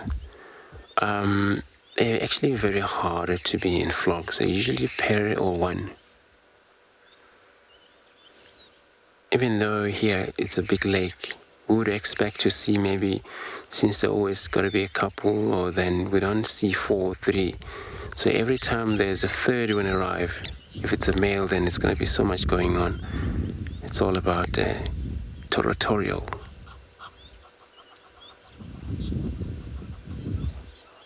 So you always see 2 sometimes.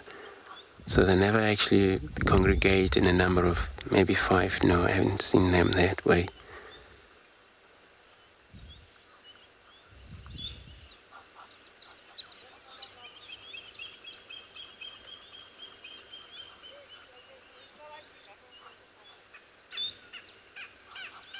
But it's everywhere. They're well abandoned everywhere.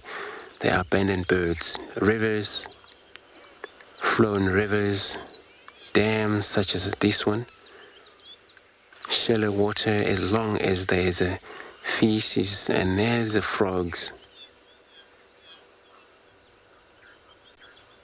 They've been seen actually feeding on these terrapins.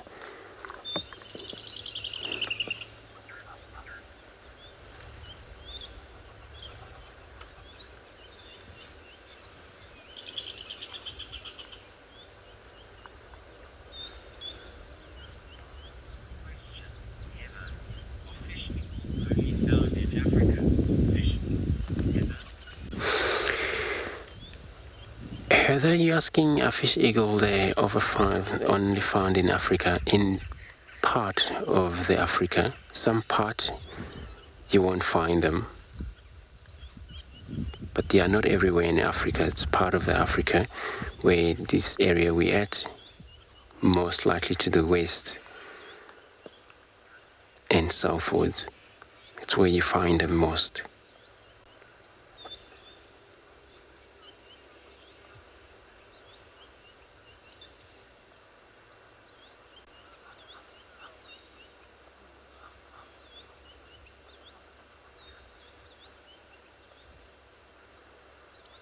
And they actually don't really migrate, they stick all year round. And then during the breeding, they only lay 2 eggs. 2 eggs all the time. 3 can be 3, but roughly there are 2 eggs to be laid on a nest.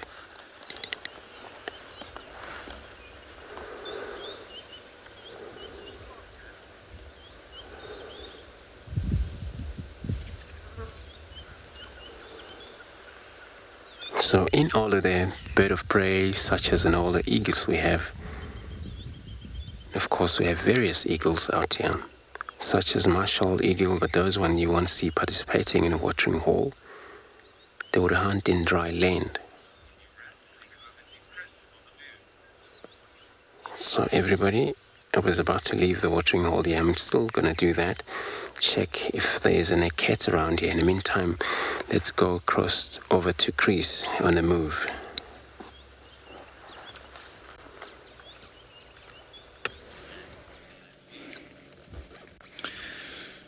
Well, we've moved back into the area where the wild dogs were last seen, and there has been reports that they might be on the boundary, and we are investigating, and from our calculations I think we are in the area at the moment.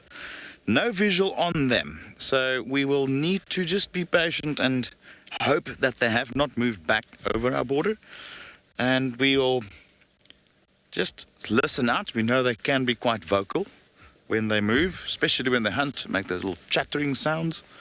And we will just keep on waiting, and hopefully we will see them.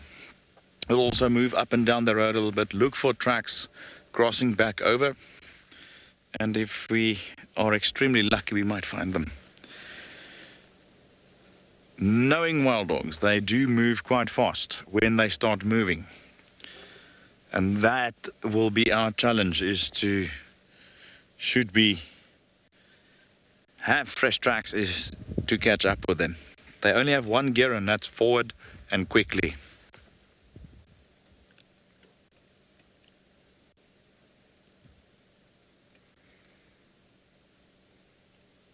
But at the moment, no real sign of them, nor tracks, nor sound or audio. But we're patiently just listening and trying to employ every sense that we have to at least just get a lead to their whereabouts.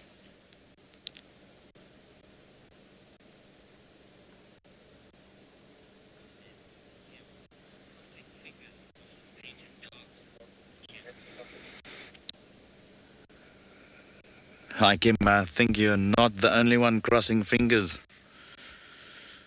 Myself and BK, and I think everybody who's with me today are all crossing fingers for the dogs.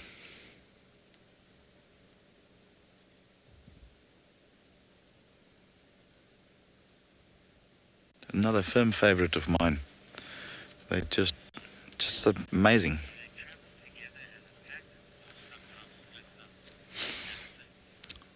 Alison, very good question.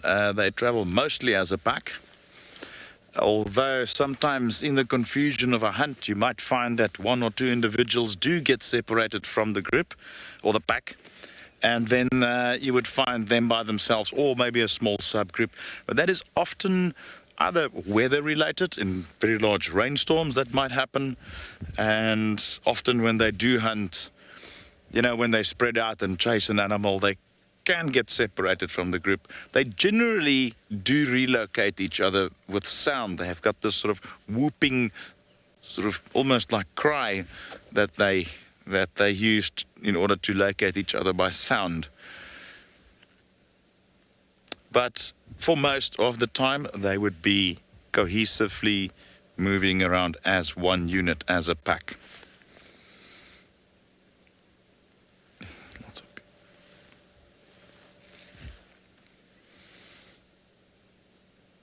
It's so tranquil. Just sitting here and just enjoying it.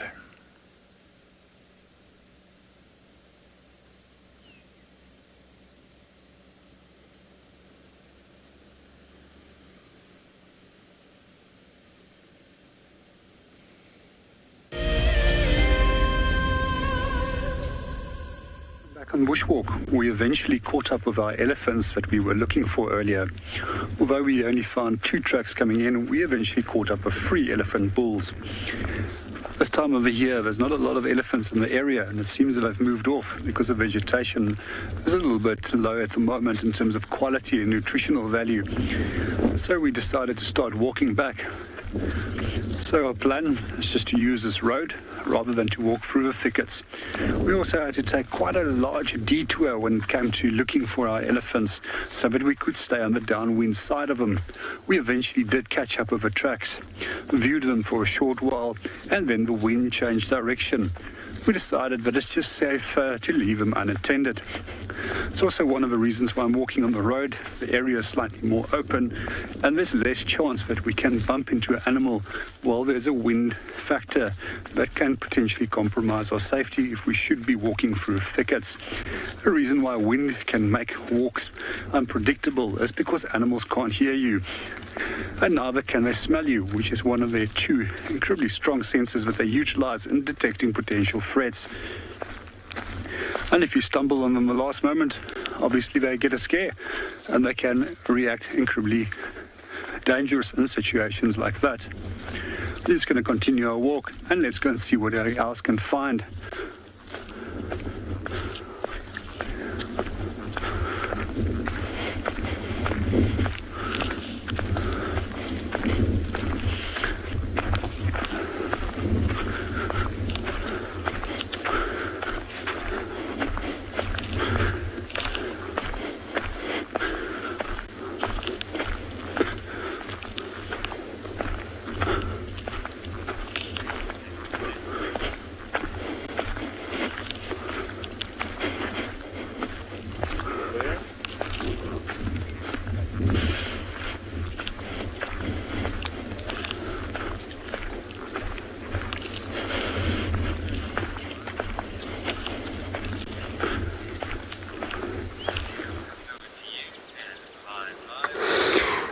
So we are stopping here looking at these beautiful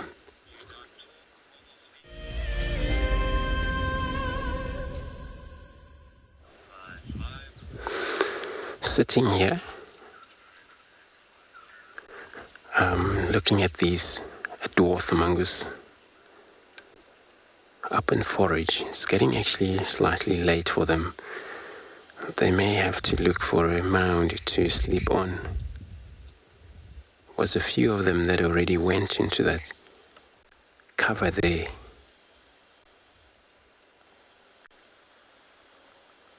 So they would forage all day long. But they form such a number of about 15 animal. One is actually right on top of there, to the right there on a falling log. It's already wandering around in the top of the log.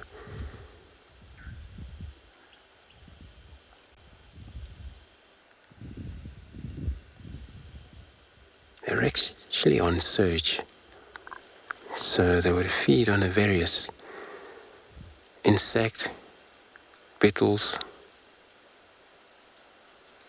and they would kill some of a skink, such as a lizard,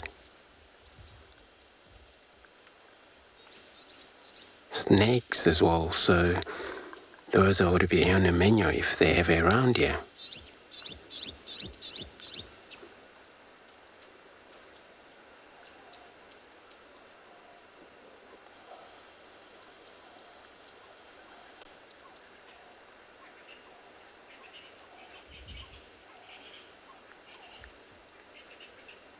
not sure if that the fallen log there, it's got a holes, so they may maybe use it for the night.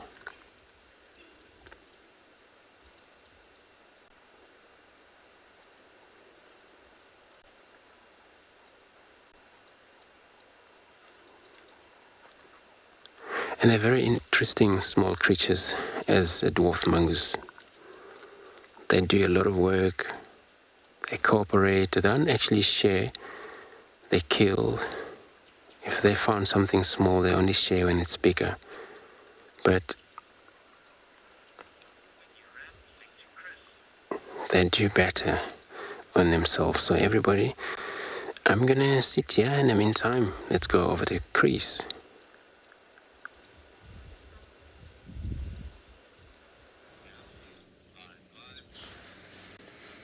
Well, would you know? Found them after all. Though I can't take the credit for it this time.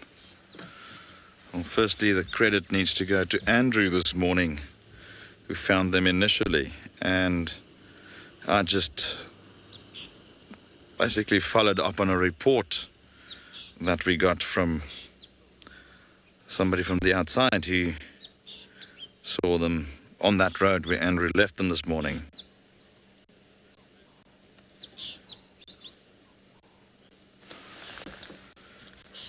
Always a privilege.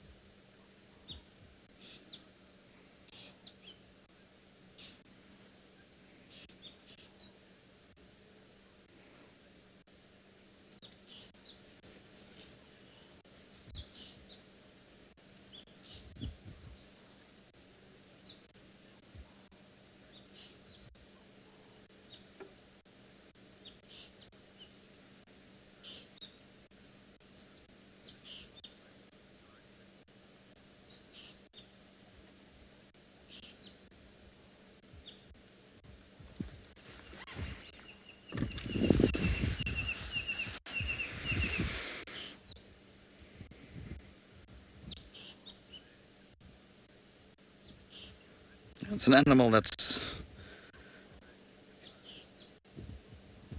on the endangered species list.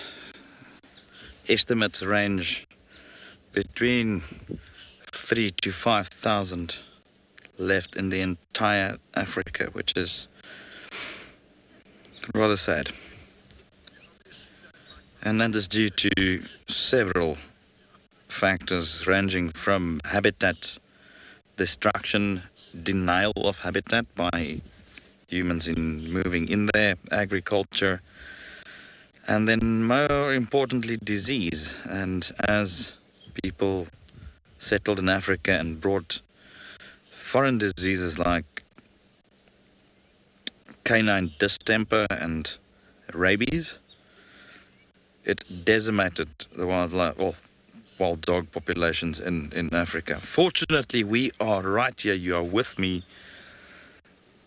in the Greater Kruger Park, right here at Djuma, where there is still a viable population of wild dogs, still holding on and thriving.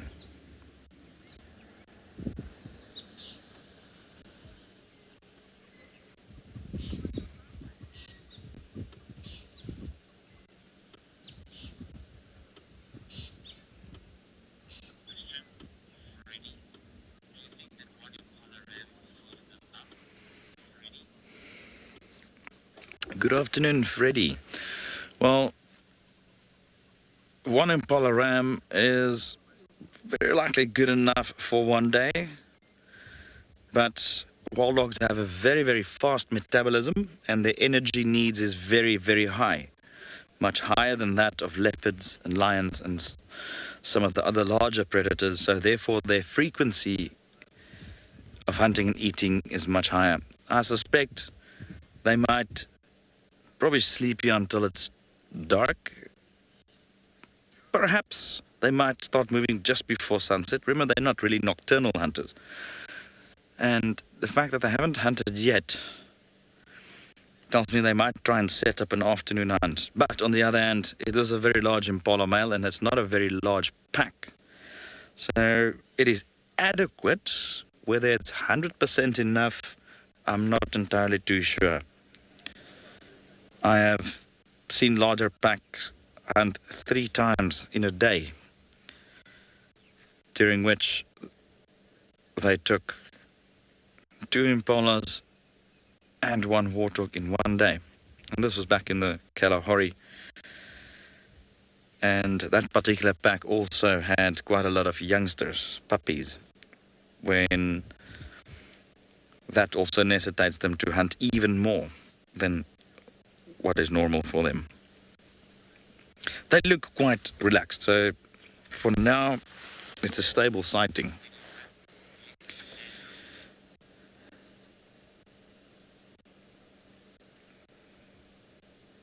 We will be keeping a close eye on them, and in the meantime we're going to take you over to Andrew to see what's happening on his side.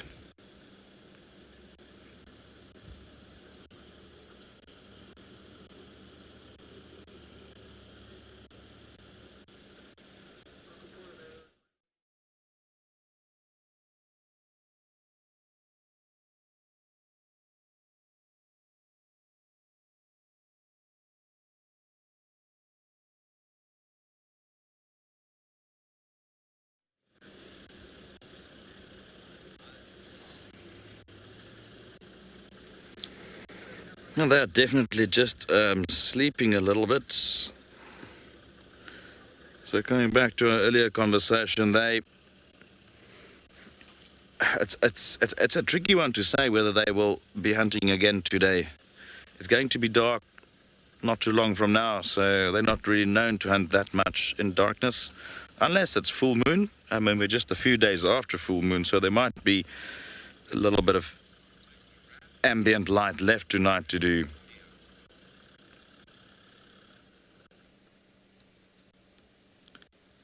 And we will have to see what happens.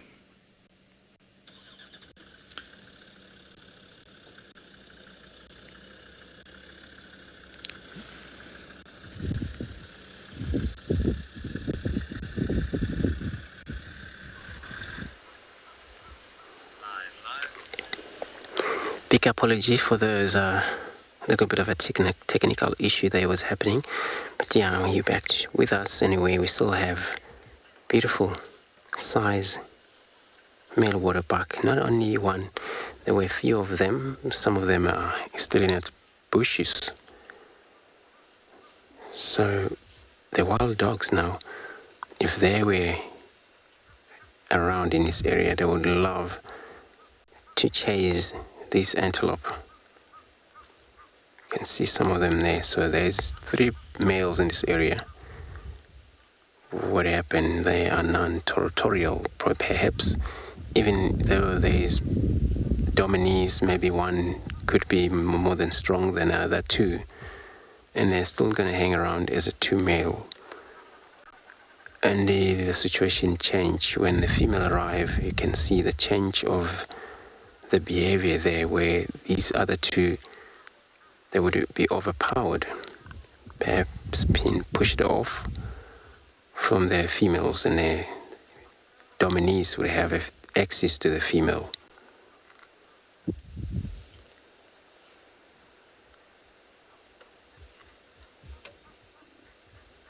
They love water, a waterbuck, and they use water actually for self-defense.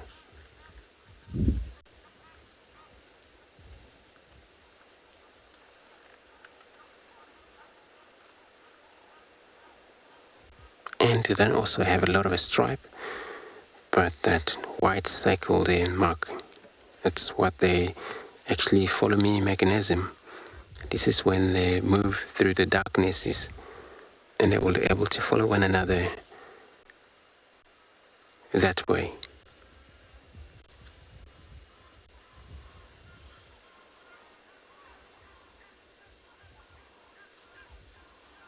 And this horn, the length of this horn can be anything from 75 centimeter upwards.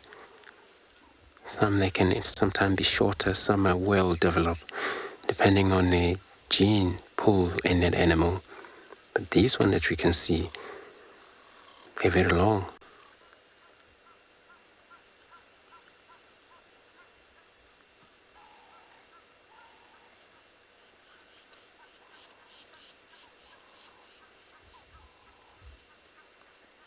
There's quite a lot of greaves in this horn, so that when they fight, so they're able to balance and they hold up. They don't actually always slippery and slide off in that way. So they do fight for dominees, they do fight for dominate. And that fight is very strong for a two male.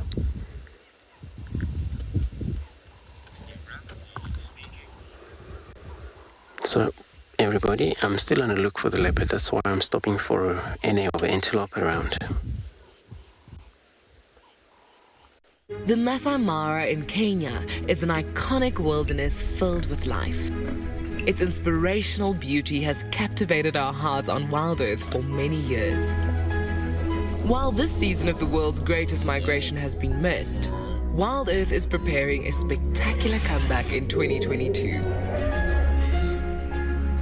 For the first time ever, WildEarth will be running expeditions to Kenya's Masai Mara throughout the 2022 migration season.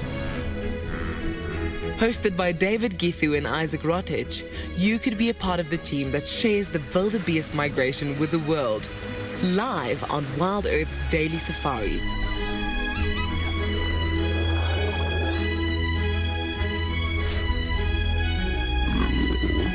If you're interested, then head over to our website to find out more.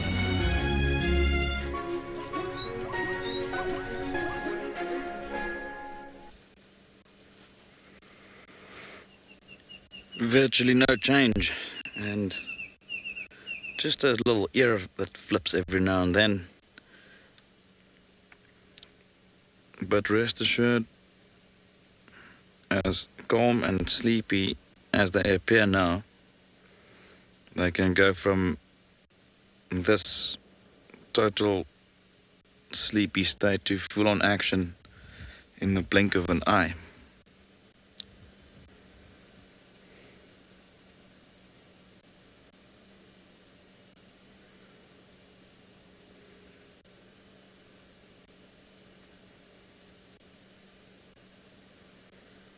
Those coat patterns are just amazing.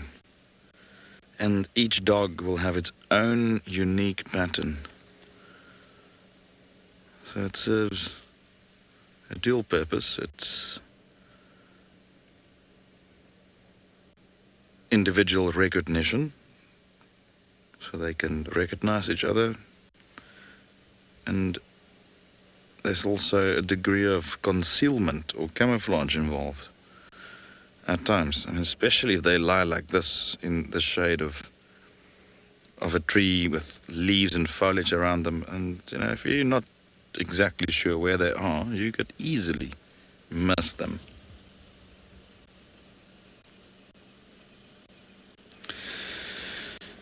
Now, looking at the way this one pants, and it's not that hot at the moment, it's definitely cooled down a few degrees, so it's very likely because of the full stomach. And going back to the earlier question about whether that Impala ram will be enough, at the moment now that I have been able to just scan through them and assess them with my binoculars, I was able to note that quite a few of them are panting as well. Not every single one, but you can even see some of the stomachs bulging. So it does appear that they had a very good meal this morning. They could have even taken another animal after Andrew left this morning. And it's so difficult to predict these things, and especially with wild dogs, they seem to follow their own set of rules when it comes to these things.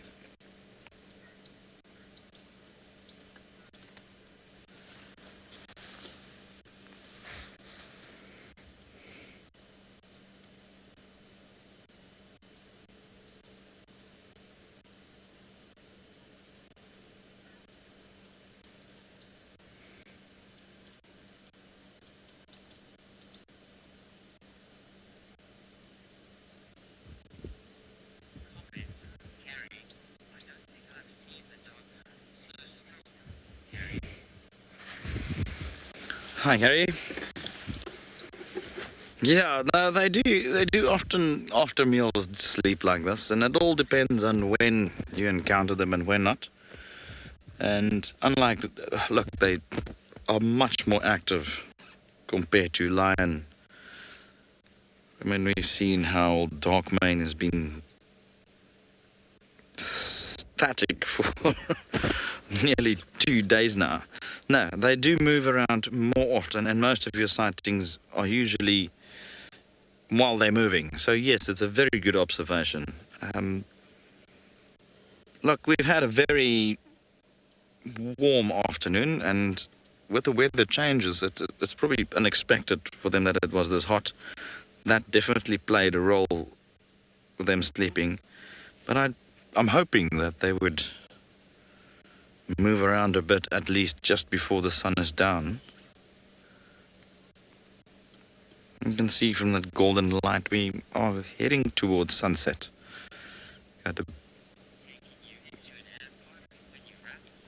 Roughly about 40 to 50 minutes of sunlight left. And let's hope for the best.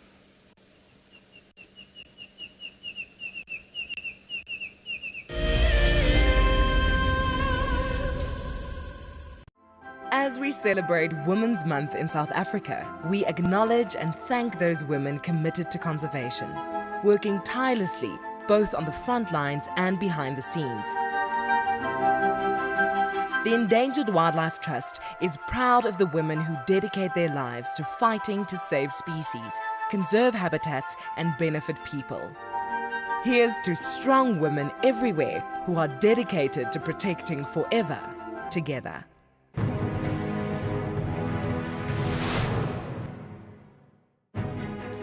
Here at the Advanced Rifle Handling Challenge, which is actually lots of challenges in one to gauge the contestants' skills at different distances and different speeds. This is probably the challenge that the contestants are the most nervous about. So let's get them locked and loaded.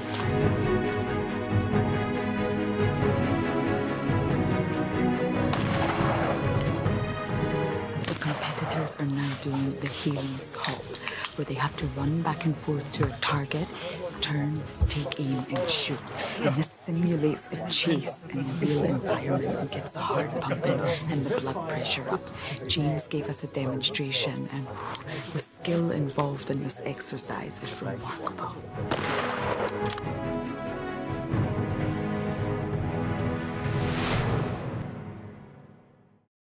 I've seen something I've never seen here before.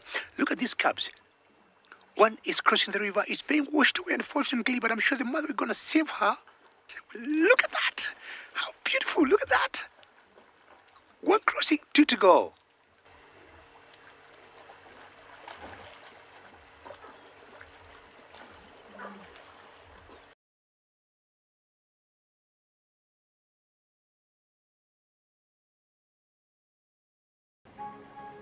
I love being a camo for WildEarth.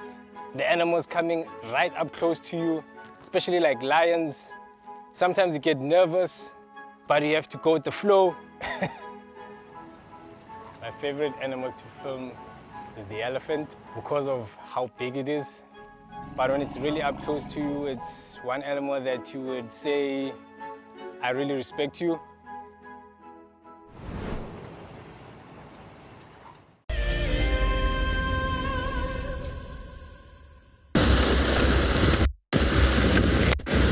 So we're still bumbled, so I decided to come back to Djuma again and then search for the pride there. It's actually very quiet. So we're probably going to search for the pride of Tlamati. It definitely has to be in Djuma for sure. Having buffaloes around, we're going to go back to this herd of buffalo. Stick with them.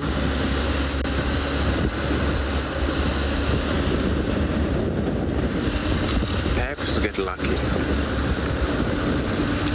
Seeing the pride approach the buffalo there will be very interesting, I think.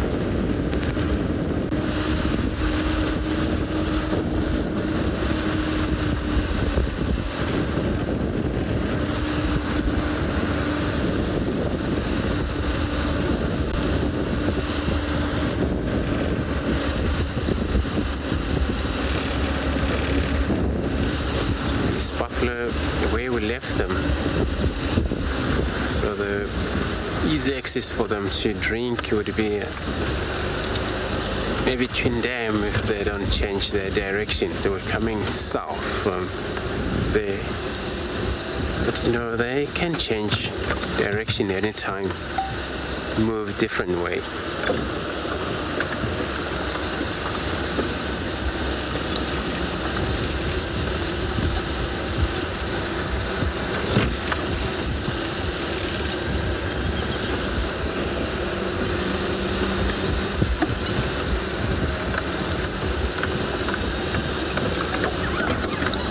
Since they haven't actually been followed by any of the lions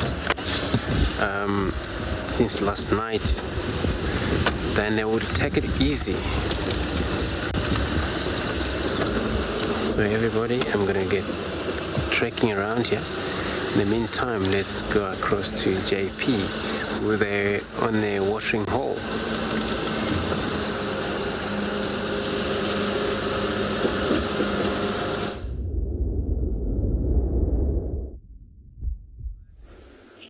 Welcome back to Bushwalk. We're back at Leopard Dam and enjoying that last little bit of sunlight and looking at the sun reflecting on the water. We're just going to hang around here for a few more minutes and see what happens. And meanwhile, we're going to be quiet so you can just enjoy the surrounding sounds of nature. Some birds chattering in the background, some red-billed buffalo weavers that are coming back towards their nest.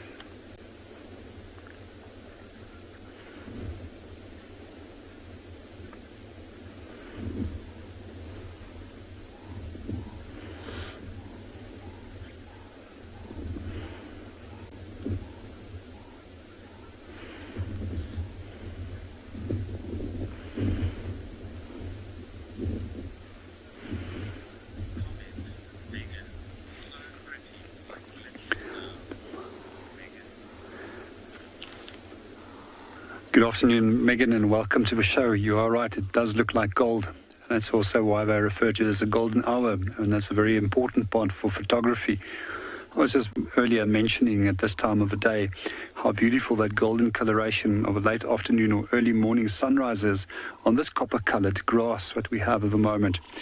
And I've got a lot of fond memories of elephants and following leopards through that grass with that golden light on them.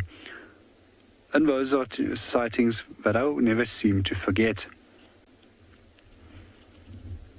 I especially love it when elephants are dust bathing at this part of the day, and you see that dust that's been kicked up around them and been thrown over them, and then starting to reflect that golden light color. Looks like golden dust that's been sparkled on top of them.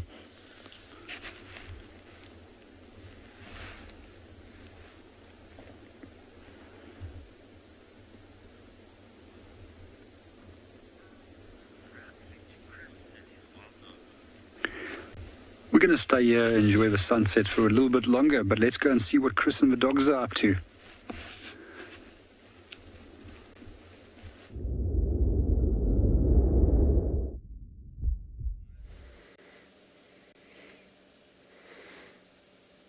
I totally agree with JP. This light is amazing. It's that typical golden hour, as we refer to it. And you can just see that little glow coming off that. Even the soil and the leaves and the wild dog as well. And yeah, no change again. But we will wait it out and We have about 15 minutes of sunlight left from where we are, and probably about another 10 or so of ambient light after that.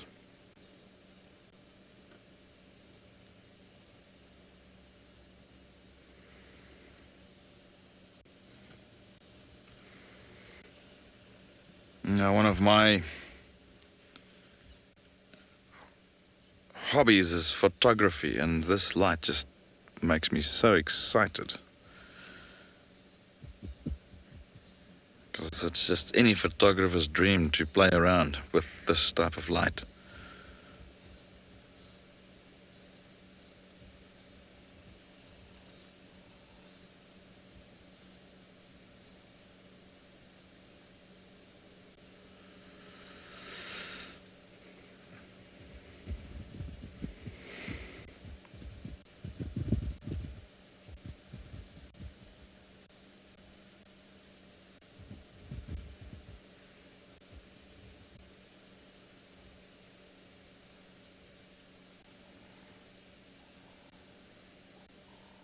There's just nothing like a sunset in Africa.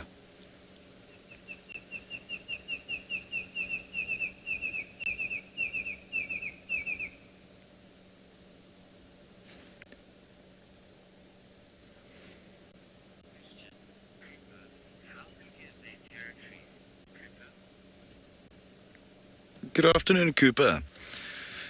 In the greater Kruger region, which the Sabi sand and ultimately Djuma forms part of, the average home range of a pack of wild dogs is about 50,000 hectares. So you can imagine that is 100,000 soccer fields, to put it into perspective.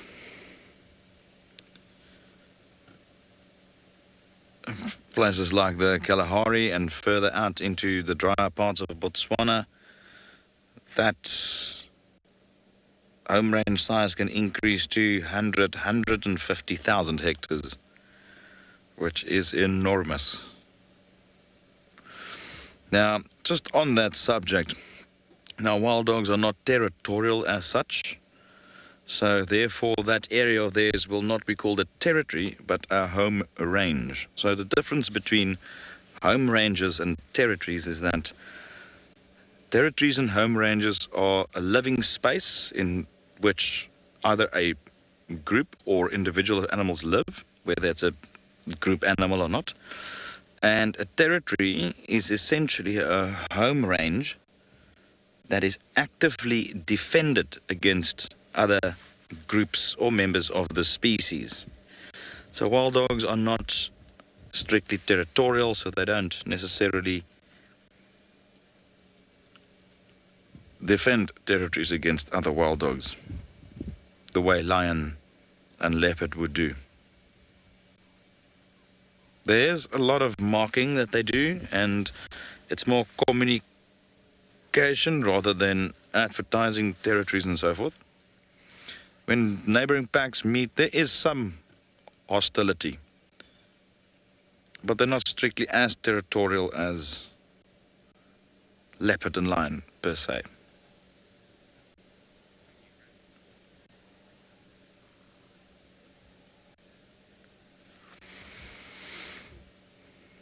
Well, it seems like slowly but surely there is some activity. And we will stay here and keep observing them in case they do move.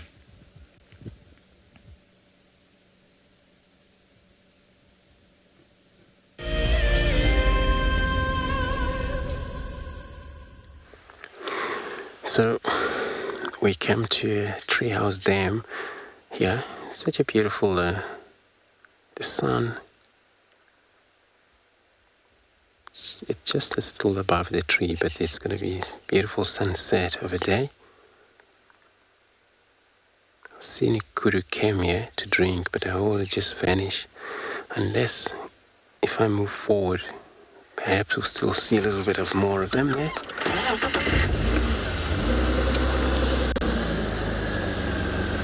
So many of the antelope species is so important that they drink in this time of a light before dark, that a young male kuru still have a lot of this oxpecker. Now when we saw the waterbuck, was none of the oxpecker birds in that animal back there, but here there is oxpeckers.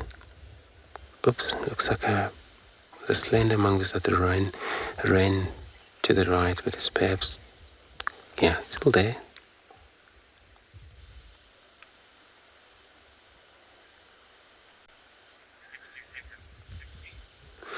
So it's so that this animal, they carry a lot of a parasite where it's less parasite on a waterbuck. They have a secretion oil on their coat, that's why they wouldn't carry so much of a parasite where kudu they are. That's why you would see a lot of these oxpecker, oops, get frightened. It's gone. I'm not sure if the slender mongoose is still there or vanished. Probably just ran.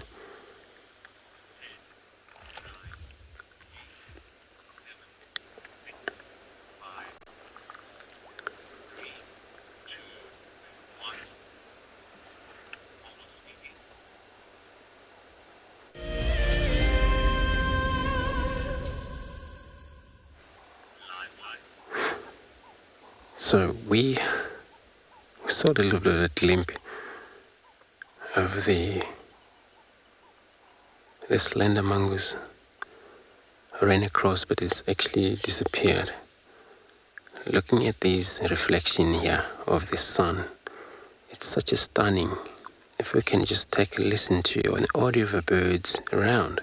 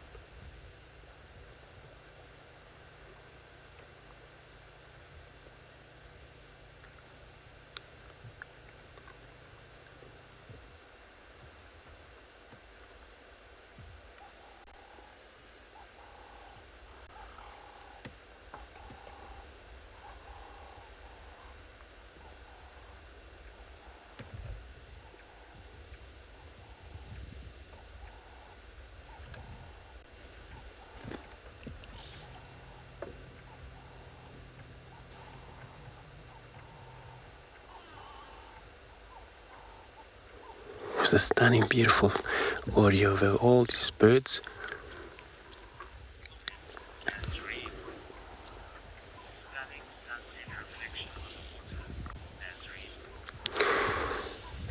Nazarene, you commenting, saying that a stunning reflection of the sun in the water. It is Indeed, it's such a beautiful, especially this time of a day when the sun goes just before disappear on a mountain. It's just a stunning, beautiful reflection.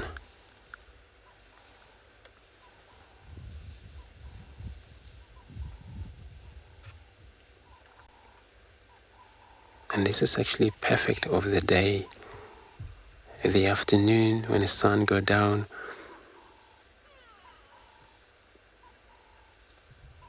and that's why when we take that silent of a moment, all you hear birds calling about, because they know for sure they're going to be no longer flying those that cannot fly during the night. They're going to have to find their perch for the night and then relax. So everybody, I'm going to continue my journey looking around here. So let's quickly go over to Cape Town with Trishal to say hello to everybody.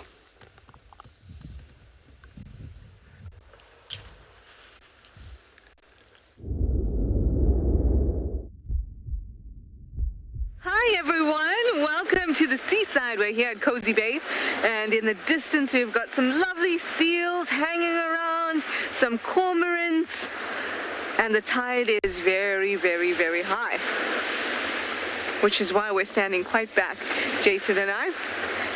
You'll be able to see now. Hi everyone, it's me, Trishana. I've got Jason on camera. The sun is setting, it's soft, and the light is wonderful and warm, and so am I, which is wonderful because yesterday I was not.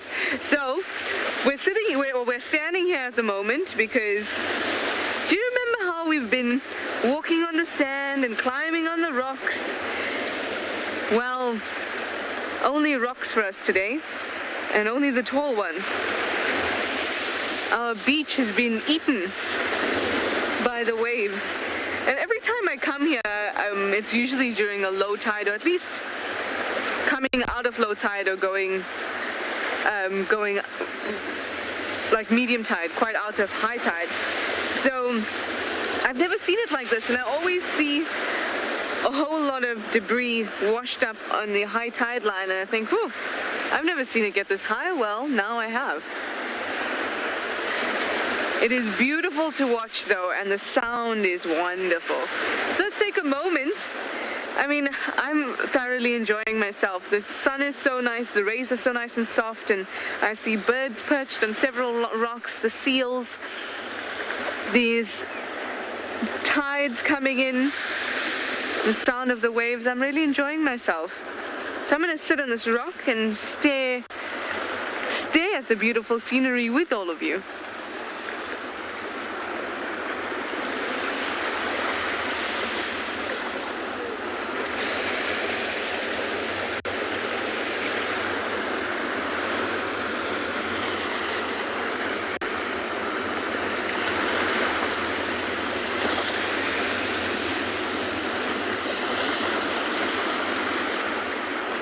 Oh, here comes a biggie. I always like to see if the water will reach me or not. But it is really, really high. Of course, this means that a lot of the time rubbish gets thrown ashore as well, but I've done my bit of collecting. Oh, here comes a biggie.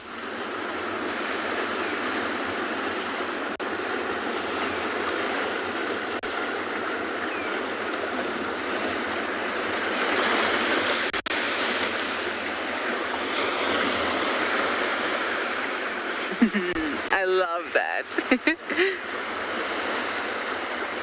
It's so meditative. I could sit and watch waves and listen to them for hours. The waves are my new elephants here.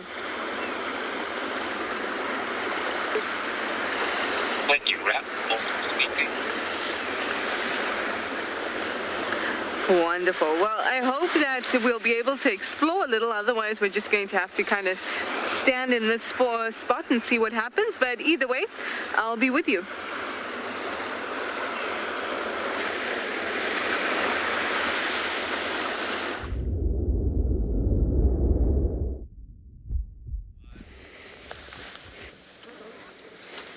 sounds so relaxing being able to explore that region. However, we back in the bush up north, still with this pack, and there seems to be a little bit more movement now, which is expected before they normally set out on whatever activity it is for the late afternoon, evening, like they do now. You will typically see this grooming and greeting and licking each other and rubbing against each other, and eventually they start this greeting ritual, which is accompanied by a bit of vocalization, and after which they just put it into forward gear and off they will go. Now, we don't have much time left with them, and we're going to enjoy every single moment with them, because after dark we're probably not going to be able to view them.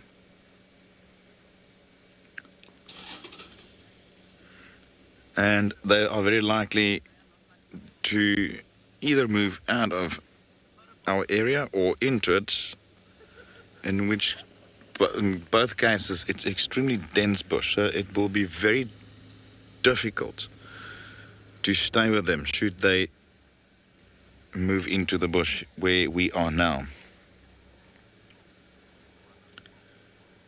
But we'll take this any day.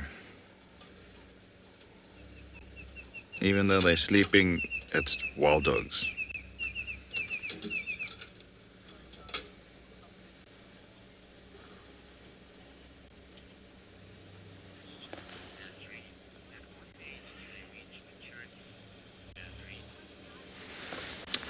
Hi, Nazreen. They normally reach breeding age at roughly about a year and a half and older. But their social structure will prevent them from breeding if they don't become an alpha male or female. Now, a pack is led by an alpha male and female, and they're the only ones that will breed in a pack. So young wild dogs will, in all likeliness, not breed until they themselves have moved away. Especially the females do that often. The males tend to stay with their natal pack to a large degree, and the females, youngsters, once they reach a year and a half, sometimes earlier, they'll move off and they'll join up with other packs. And then eventually, if a female does not become an alpha female, and this is through dominance, at times challenging other females, but sometimes there's also a bit of inheritance involved there. But the order of the day would be you'll need to become an alpha female of a pack in order to breed, and the same goes for a male. You'll need to establish yourself as an alpha male. Because within a pack scenario, they are the only pair that will breed.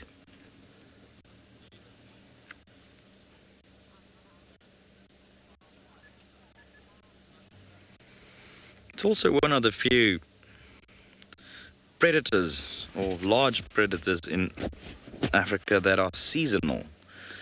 I mean, we know lion and leopard do not really have any specific breeding season.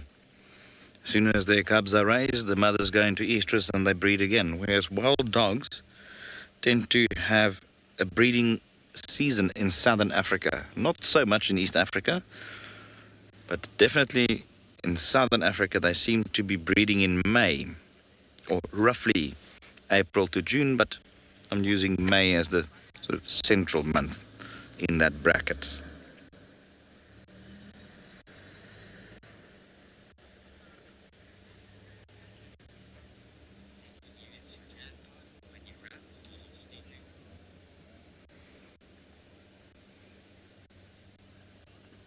Just again a privilege every time you see this critically endangered animal in real life.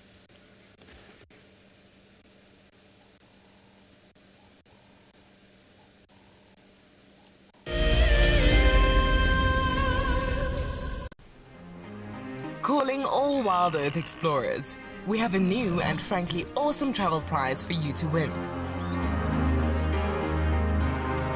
And andBeyond Phinda Private Game Reserve encompasses an impressive 28,000 hectares of protected wildlife land in KwaZulu-Natal, South Africa. As you have seen on WildEarth, andBeyond Phinda showcases one of the continent's finest game viewing experiences and is well known for close-up sightings of the elegant yet elusive cheetah, as well as the rare black rhino. Sign up to be a WildEarth explorer before the 16th of September, and you and a friend could be heading to the magnificent Phinda Mountain Lodge, where you will spend 3 nights escaping the real world at this ultimate safari location. WildEarth Explorers, it's in your nature.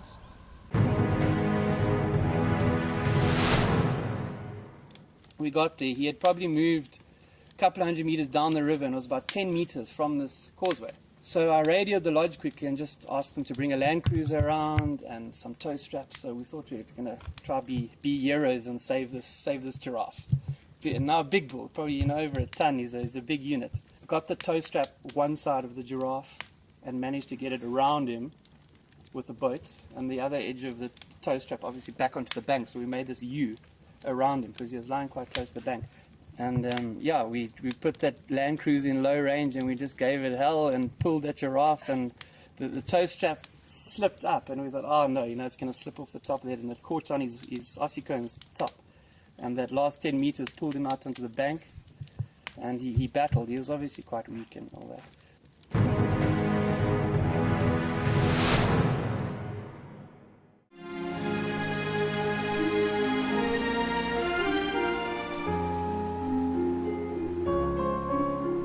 You are cheeky. That was a brave decision. Amber Eyes is... Oh. That is so magic. That was absolutely wonderful. Amber Eyes just gave that cub an enormous hug. Expect the unexpected here on WildEarth daily.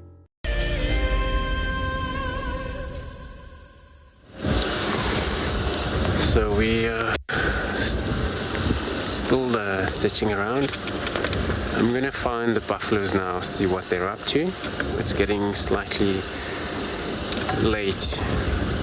They may maybe get followed by, if there is any lions around here nearby, then it would be the Djuma Pride.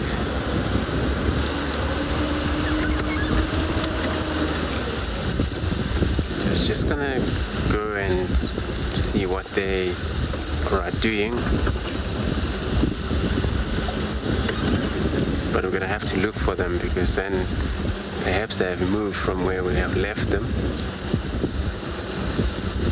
It was still quite warm there, a little bit, so now, but they will be maybe practicing that movement around here. Perhaps go back to the Gary Dam later on if they feel like returning back there for a drink.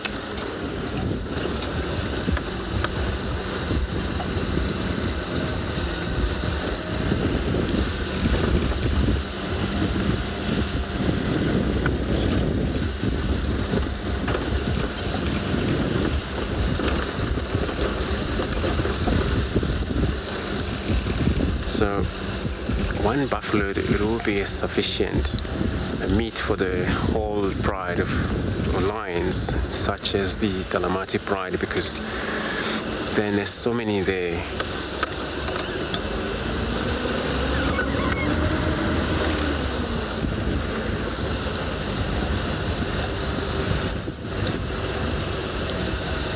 If they hunt one down, of course it's going to be so many of the meat.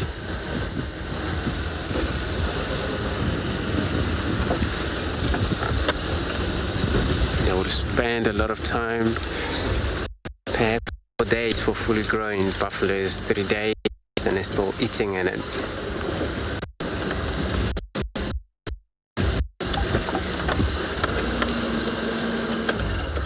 So this is what we're going to be doing. So we're going to be continuing soon. So let's go over to Chris, everybody.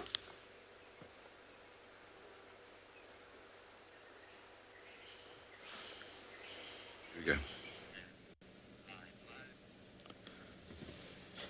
Well, we're slowly seeing one after the other getting up, and remember, this can happen very, very quickly. Once they start moving, it is quick. So we're going to try and soak up every single moment of this. And usually, once they've made a final decision to move, it would be the alpha female who initiates it.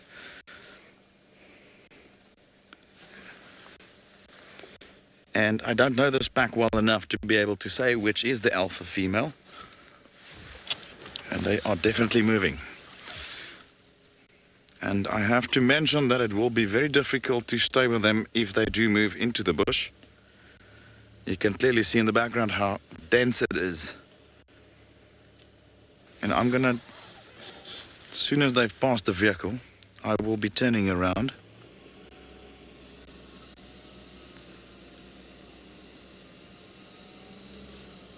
Wild dogs are very popular amongst people on safari, so there is one or two other safari vehicles present. Just to keep that in mind.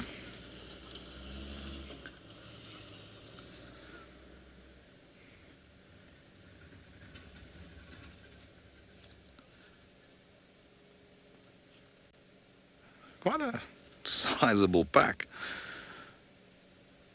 And like I mentioned, this is the first time I've seen this particular pack.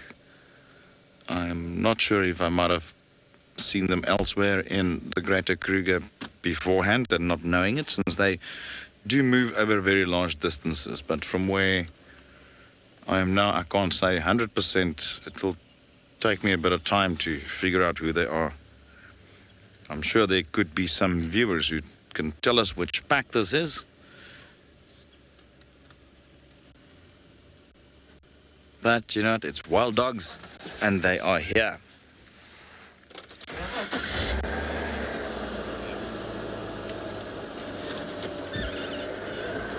What is the pack's name?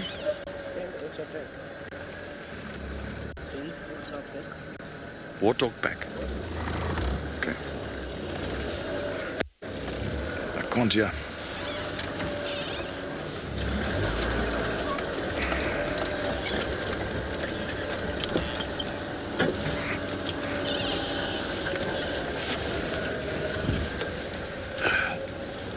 Okay, we're going to try and stick with him. The sand pack. Thank you. That makes perfect sense. Now, we always try and remain stationary when there's a sighting, purely to limit stress or potential disturbance to the animal. Obviously, it's moving now. The only way to maintain the sighting is to move with them. And we have a very little time frame left, small little window, to enjoy this to the fullest.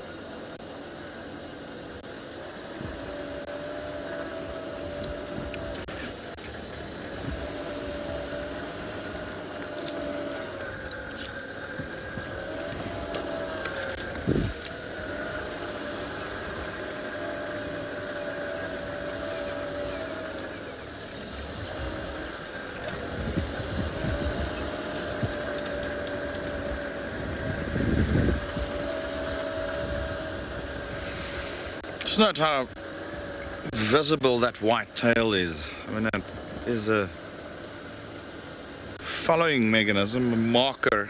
You know, if they move through the bush, so they can easily just follow that visual marker, especially when they run. We're going to be quickly going to Andrew. to see what he's up to. And as soon as we have any further developments, we'll bring you right back on board.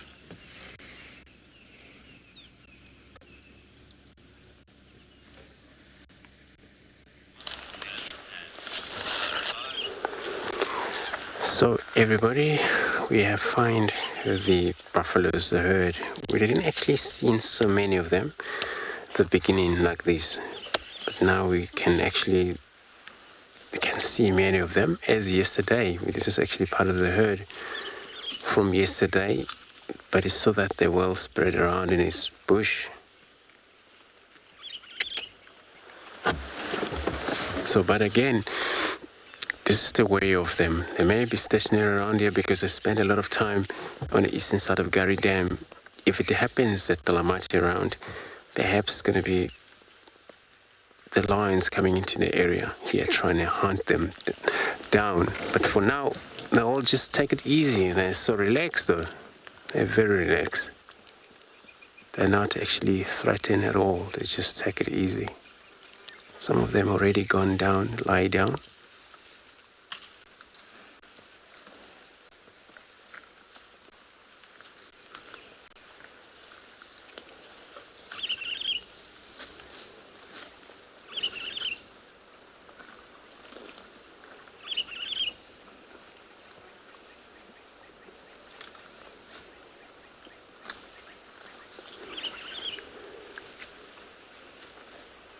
They're all like kept buffaloes.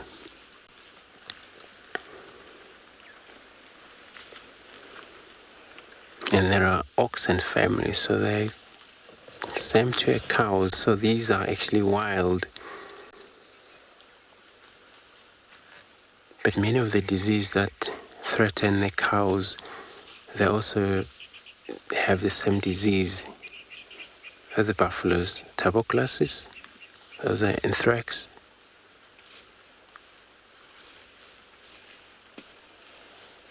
They can sometimes disturb the buffaloes, these diseases.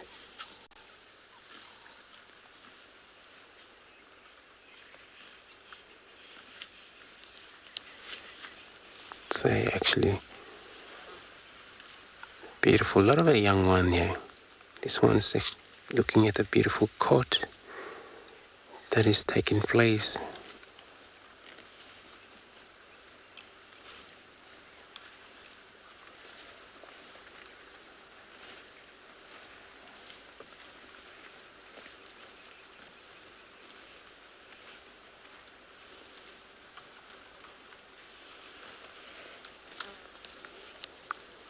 They've been spending a lot. I'm not sure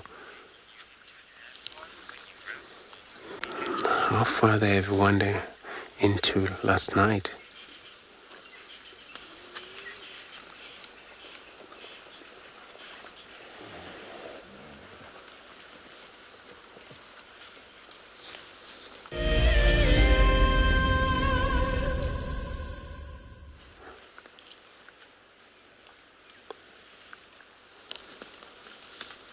If this is actually the spot for them, that's where they're gonna settle down for the night.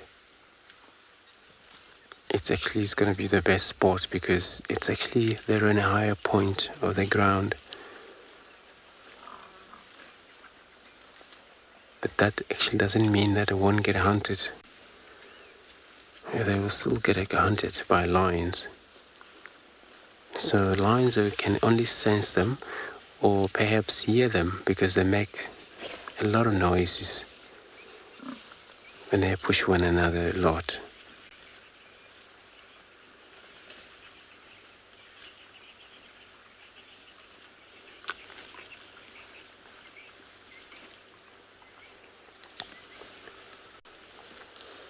A lot of these females, their horns are not actually balded up. You won't see element on these because the females, and the males are the one you would see the element there.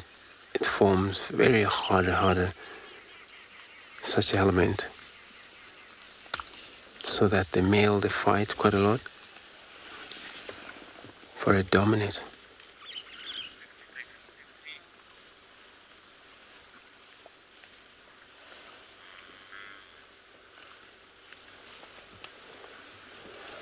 and some of them, they were actually working on practicing chewing cud, but standing up.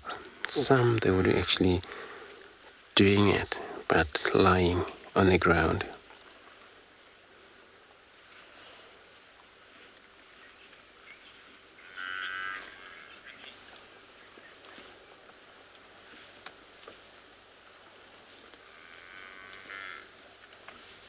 It's quite a lot of them here. So they will eventually congregate even more, get closer to one another when it's dark.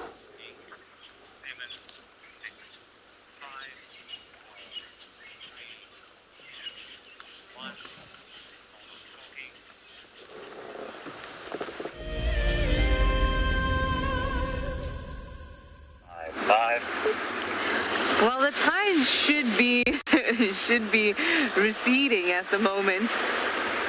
We basically caught the peak of the high tide when we were watching it. Now it's pulling back just a little bit, but still, what a magnificent sight. And seeing the cormorants and the seals. Earlier when I was looking at the seals and we were setting up, they looked like they were actually moving around a little bit, which was quite nice. Often when we see them, they're just kind of static, but they looked like they were moving around.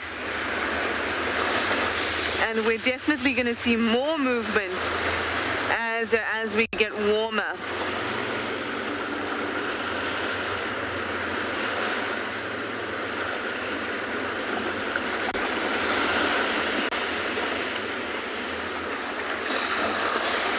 There are many large colonies, or well, not many, but there are large colonies of seals around the coast, but they will become larger and we'll see more of them, especially around October when they start to kind of, especially the males will haul out onto rocks. Now ordinarily they might have hauled out onto land, but given all the development over so many years, they now just haul out to rocks. And the males will start establishing territories there. Then in about a month later, the females will haul out to the rocks, and then the males will collect them in a harem. And that's why it's very important for the males to first haul out and establish the territories before the females do, because if they don't have a territory, they're not going to have a very big harem. That's a very fundamental problem when it comes to reproducing. And then a couple months later, well not a couple, about 8 months later, you will have little pups. So it results in just one offspring per year. But there usually are very many of them, because all the cows that are in the colony are likely to be mated with. So it results in lots and lots of meh, meh, meh. That's the sound of the little pups. Very, very cute. You also get a lot of deaths around that time, for obvious reasons. Those are very vulnerable life stages for an animal. So it's a time when you do see an increase in the death rates. But it's also a time when the population increases, especially for seals, where it's been a bit of a success story.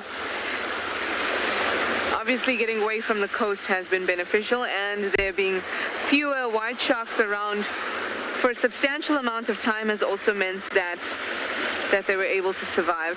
But speaking of white sharks, we have actually had more occurrences of white sharks recently, but certainly not the amount or the population that used to be.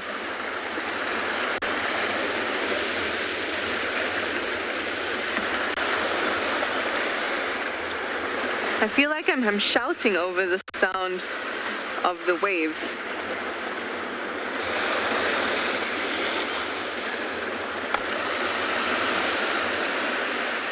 Now, Joy in Hong Kong. Hi, Joy in Hong Kong. You wanted to know how different is the Atlantic from the Indian Ocean? Certainly a temperature is a big one. The Atlantic's been about 13 degrees and the Indian Ocean that I grew up around, always around 20, 22. So temperature is a big deal. Anyway, we're going to go and watch the sunset in a bit and share that with you. Hopefully we'll catch some other interesting things along the way. The Masai Mara in Kenya is an iconic wilderness filled with life. Its inspirational beauty has captivated our hearts on WildEarth for many years. While this season of the world's greatest migration has been missed, WildEarth is preparing a spectacular comeback in 2022. For the first time ever, WildEarth will be running expeditions to Kenya's Masai Mara throughout the 2022 migration season. Hosted by David Githu and Isaac Rotich, you could be a part of the team that shares the wildebeest migration with the world, live on WildEarth's daily safaris.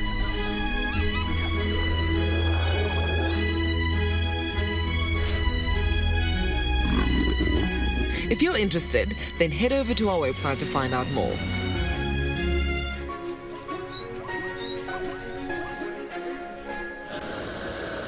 What an expedition that would be in 2020. Imagine seeing the migration for the first time in the Masai Mara. Well, our pack has started to move and we just parallel to them. And just keeping an eye, that's right on our boundary and it's going to be dark soon.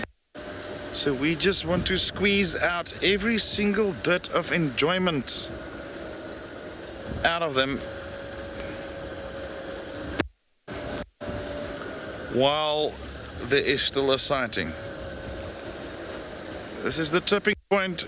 If they start moving from here in either direction, it will be extremely difficult to stay with them, but we will try.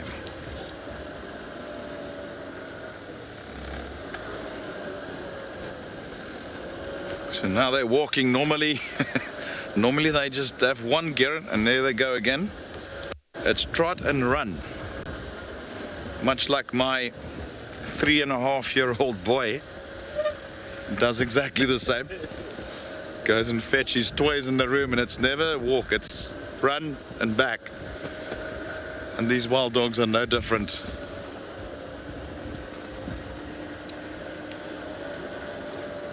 Let's just stay here for now.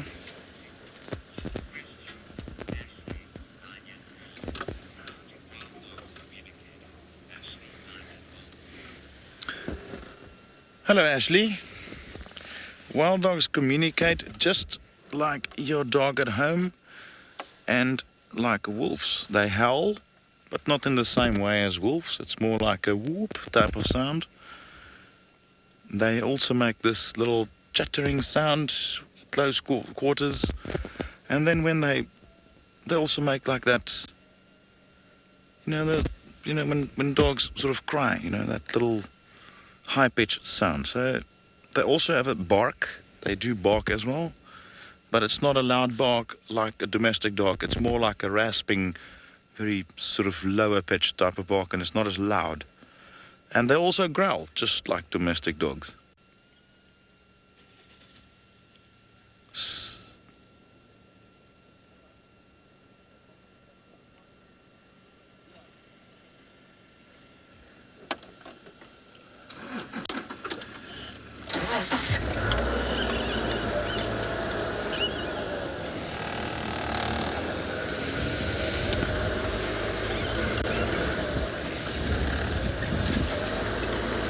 Just seem to be moving between the firebreak road and the main road.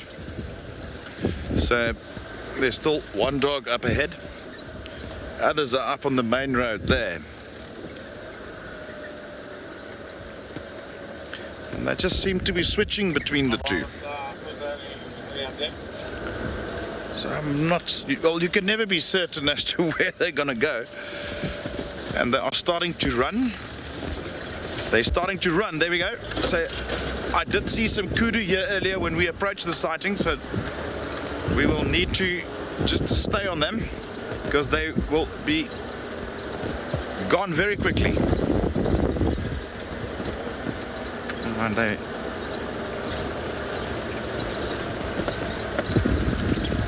alright, doesn't seem like they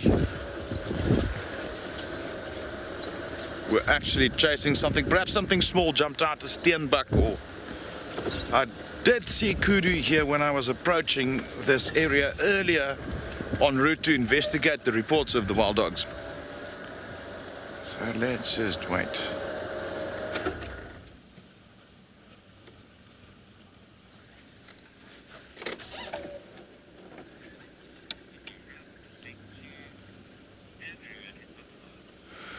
We are going to take you to Andrew and his buffalo while we figure out what these wild dogs are up to.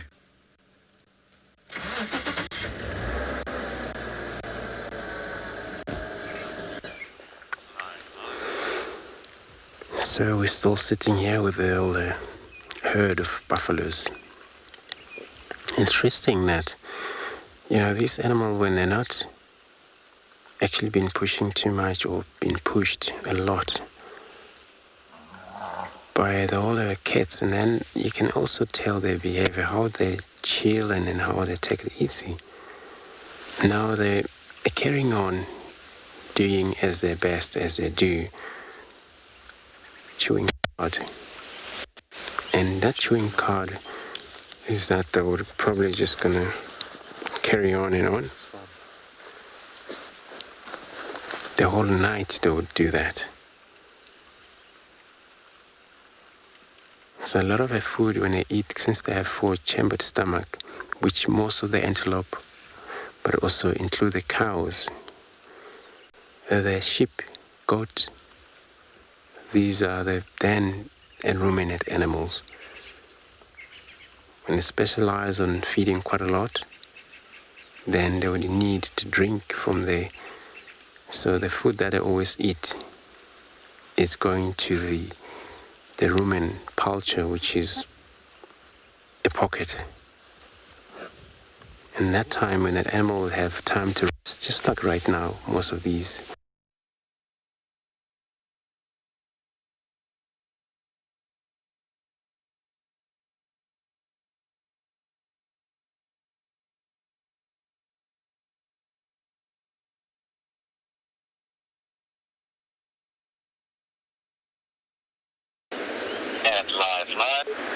Sorry about that, guys. I'm sure that we'll get Djuma back. I think it was Djuma in a little while, but for now we just have some really awesome views. The scenery is just magnificent here. Oh, hi, you can see me. The scenery is magnificent here. I mean, apart from the fact that there's lovely vegetation, the ocean just keeps giving and giving and giving. There's a wonderful sunset that's on our horizon. I think it's going to be perfect in a little bit. For now, I mean, it's still perfect. It's just not perfect, you know? Like, not now, but now. Exactly. So I had a question. We were looking at the seals earlier, and I said that's nice to have them kind of like, you know, lifting up. And I actually saw one jump off one of the smaller rocks onto the larger outcrop there. And I had a question from Abel asking, how do they manage to climb those mountain-like rocks? Well, two things. Firstly, the rocks are pretty smooth, so they do manage to pull themselves up sufficiently. And secondly, they usually come in on the tide. So obviously the ocean is always ebbing and flowing. There's always movement. And so it tries to get onto the rock at a time when the tide line is at its highest for that moment. So it doesn't wait till high tide to get onto the rock, but what it does is in the moment of the movement here, it waits till the highest point in order to propel onto the rocks. But like I said, they're pretty smooth, so they can, you know. Also, their back fin or their tail, it rotates in a way that pushes them along. Much like if you're American, a California sea lion, quite similar to that. So they can move quite easily, as you would have seen in the same spot a couple days ago when I was giving you a very accurate demonstration of the same. But you'll see them quite easily move in and out of the rocks, or in and out of the water, rather. That being said, you do get smaller individuals that do get stuck in the rocks, because sometimes the tide pushes them too much and they get wedged in a rock or something like that. It's unfortunate, but it does happen. And we did find one wedged in a rock just a couple hundred meters from here.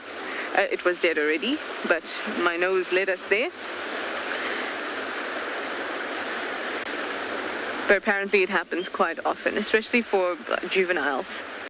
I suppose it's easier for them to slide into the rocks than the adults. Plus they're less familiar with the landscape than the adults who have spent many, many years probably in the same area.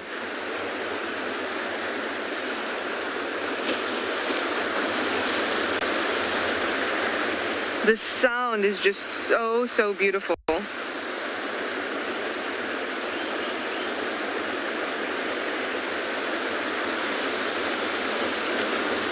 It's definitely starting to ease up. And I think it's almost the perfect time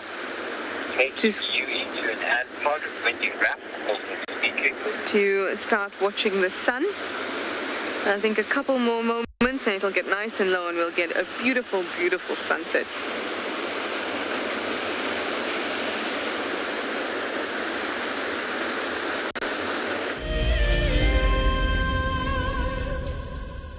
RSA has a long history, over 90 years, of being involved and even pioneering aspects of the conservation sector in South Africa. Over that long history, we have realized that all of the issues that we are facing both locally and globally are due to human impact. Therefore, we need to concentrate on working with people, and that is what WESA does. What makes me passionate about the work that we do at WESA, and in particular the work that I engage in, is actually connecting with people. Currently the work that I'm working on is working with youth in a skills development program, and just to meet the youth and to hear their stories and to bring them opportunities that we hope will have some impact on their lives really, really fuels me to get up every morning. A huge shout out to the women that I work with, as well as to all the women that are contributing hugely within the environmental sector, both in South Africa and in the world.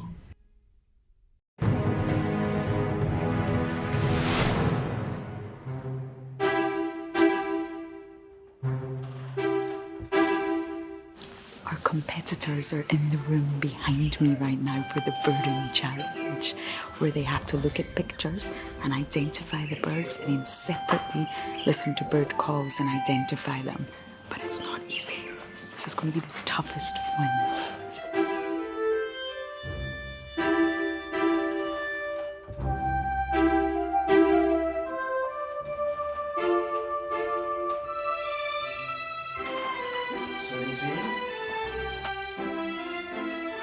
Here we have the previous year's winners. You can see they're trying to see if they can remember all the answers, and look at them taking a sneak peek.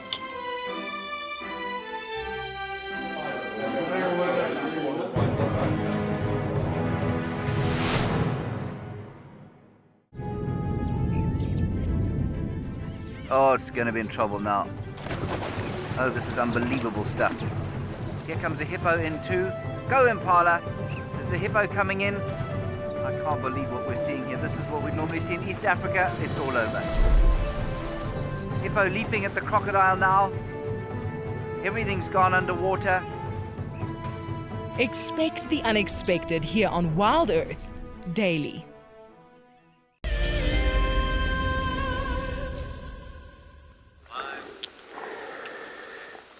We're still sitting here very still now. We're looking at the far south, which was actually still, it is a lightning every now and then coming from the far distances. Maybe later on, middle of the night, the weather may change. Perhaps a little bit of a drizzle, the thunderstorm that coming from the way south that may drove a lot of these cat species to one direction at all time. So since then, if the wind blows from the south, anything that we have in Djuma, in cat species, if they're going to hunt towards the south, and they always approach the wind due to the hunting methods that they need to smell what is in front of them.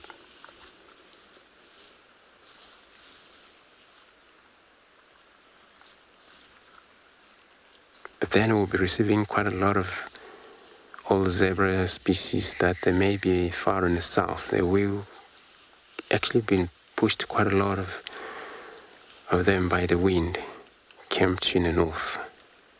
So this is going to be a change a little bit if that happen.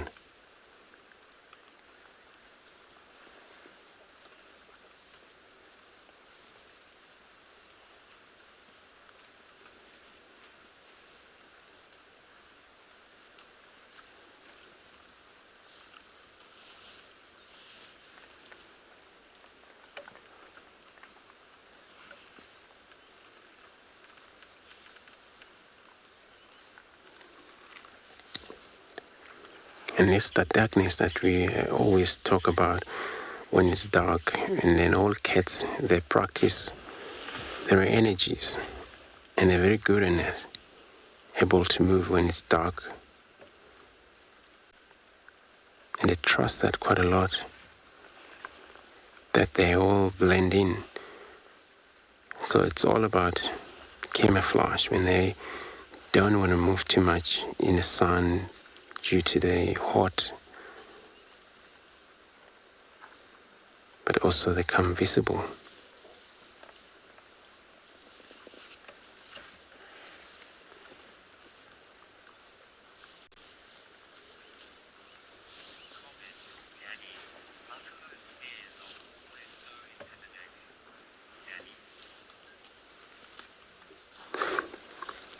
Danny, you say buffaloes, they're always intimidating. It is, you're very right. These animals, I was thinking about even yesterday, some of them, these male, when they look at you, they look at you in a different way. But of course, it's the way they are. Is the way their eyes placed just there underneath of these helmets, especially these males.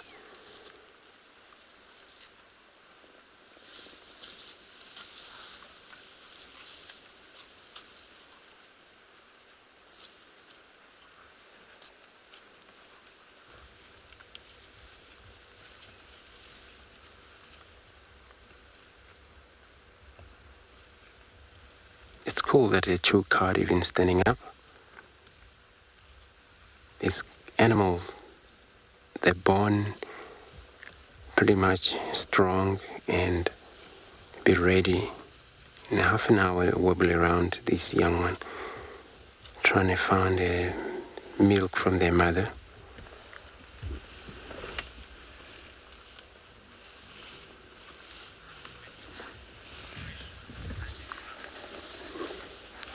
So everybody, I'm gonna perhaps drive around a little bit to see if we can find anything. In the meantime, let's go across to Trishal with a beautiful sunset in Cape Town.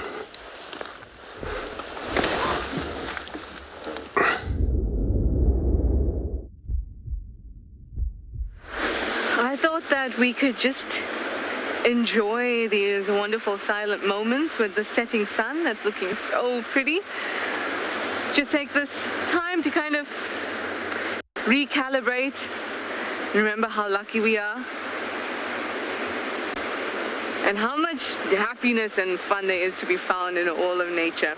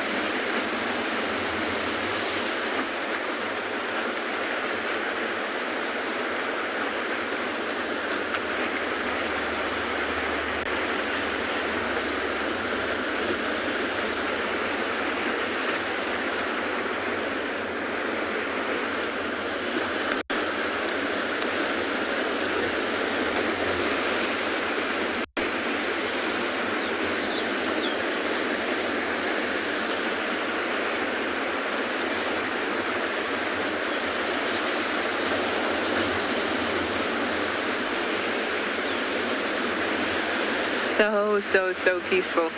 Apart from my half chuckle through that. I'm so sorry about that if you did hear me half laugh and then try very hard not to laugh, and that's because I'm standing on a different plane to Jason, because we unfortunately, while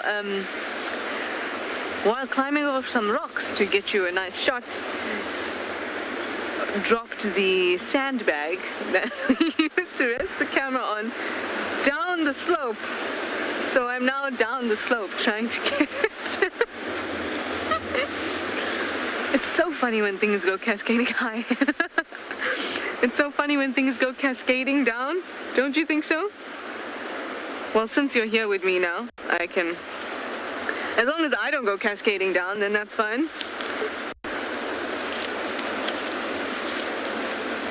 I'm just gonna go through this. I'll pick it up. I promise I'll be back.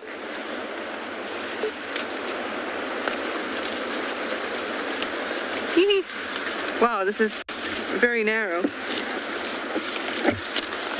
Jason, you're very lucky it didn't fall right to the ocean.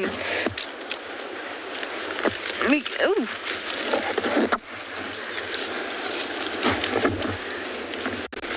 When you rap, almost speaking. Success. Our sandbag is alive.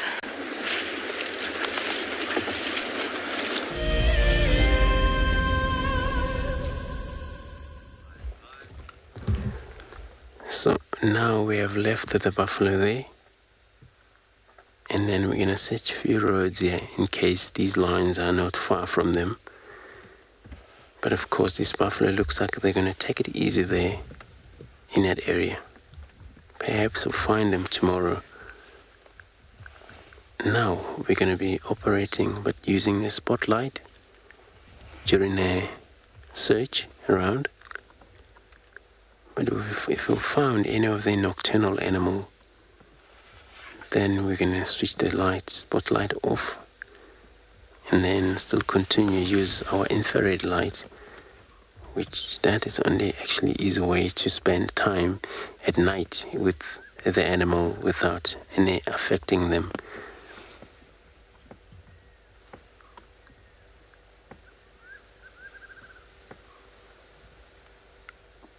So that is actually...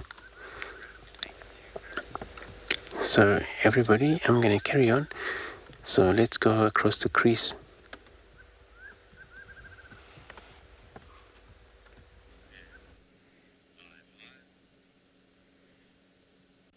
So this is what a night safari is about, is looking for exactly that, nocturnal creatures. And we spotted this owl against the silhouette of the remaining ambient light that's out there, and look at that. And this is the Verreaux's eagle owl, and previously known as the giant eagle owl. And the reason I haven't given this question to our fans is just because it's quite far, and being dark, it's quite difficult to ID at this distance. Amazing.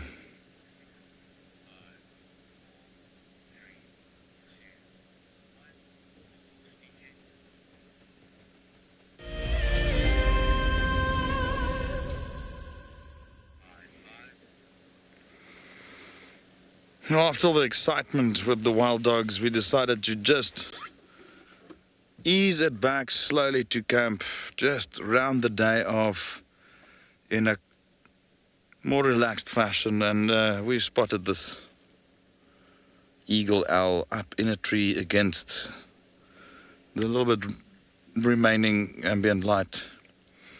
Now, I'm going to tell you what this is. This is a Verreaux's eagle owl, previously known as a giant eagle owl. It's a tricky one to ID at this time of night, therefore I decided to just get it out there.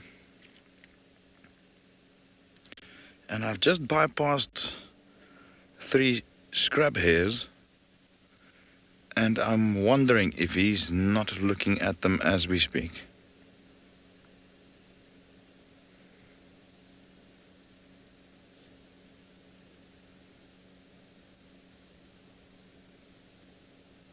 The largest of our South African owls.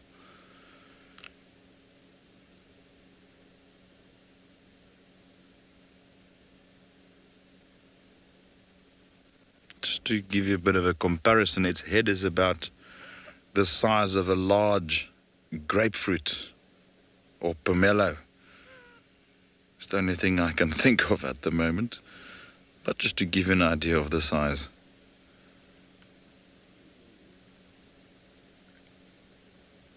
If I were to put this particular owl right next to me in the passenger seat, we would face each other at eye level. So it is a rather big bird.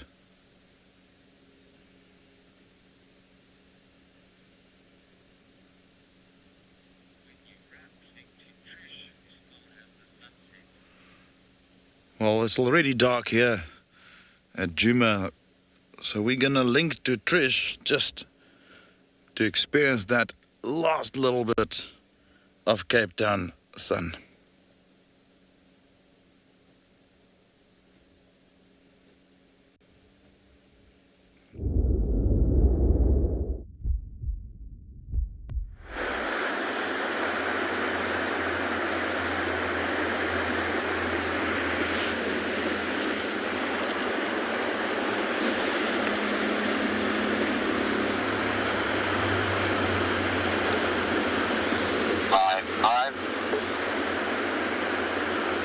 It certainly is still light out here. We're very lucky. And it's beautiful. Of course, it's the last few moments of light as the sun starts to sink behind the horizon, but the play of colors is just magnificent. I love it. Oranges, blushes, pinks, peaches, and then of course these violets and hints of blue every now and then. Oh, love it. Absolutely love it.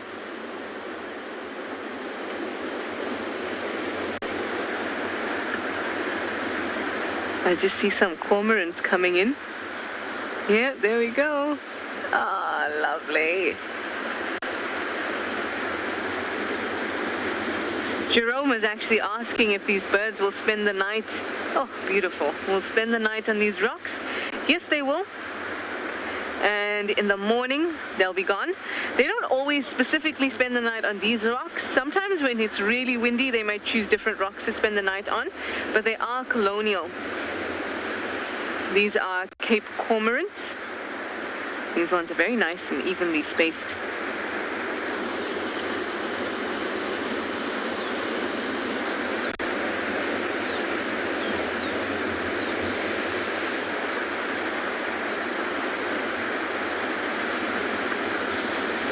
It's beautiful to watch them come in silhouetted by the setting sun at this time.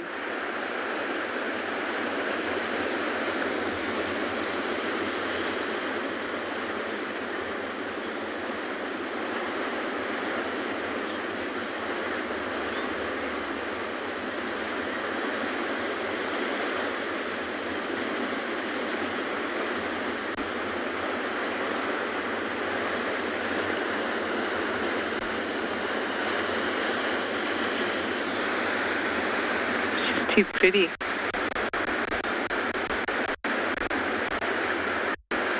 I must tell you all a couple things. Firstly, I've been in Cape Town for 3 weeks. I've seen 3 porcupines. It's possibly the same porcupine, but I've had 3 occasions where I've seen a porcupine. Number 1. Also, I was in Djuma for just under 3 years. No porcupine, just saying. Also, today I saw a humpback whale at Long Beach in Simonstown. Just when you were looking at that rock peeking out earlier, it reminded me of that humpback whale. I thought I have to share with you. all these wondrous things I've been experiencing while I've been in Cape Town. The porcupine on my street, though, is the best.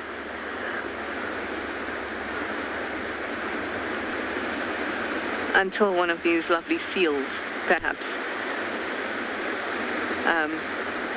make friends with me. Oh, there's some cormorants coming into land at that colony.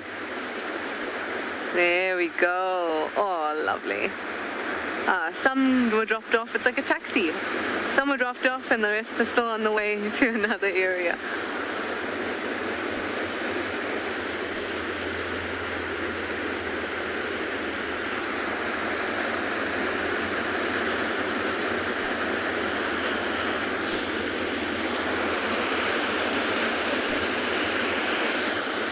You can actually see that almost all the rocks are now dotted with cormorants or seals, the occasional gull creeping in there too.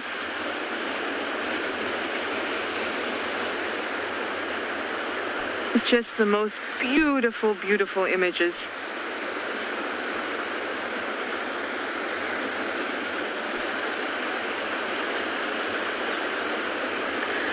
It looks like, I always like the moment when the sun just dips down on the horizon, and it seems like we're almost gonna get it.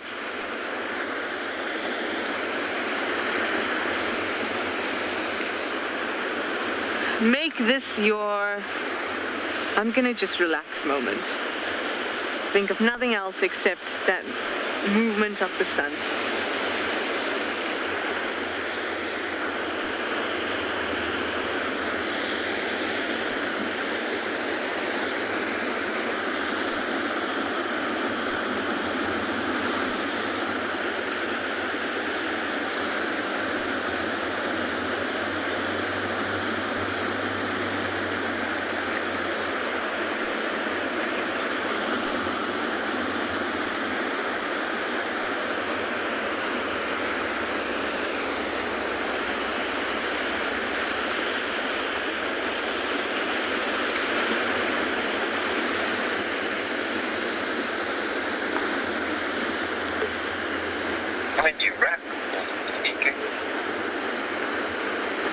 Stunning, it's just touched the horizon there.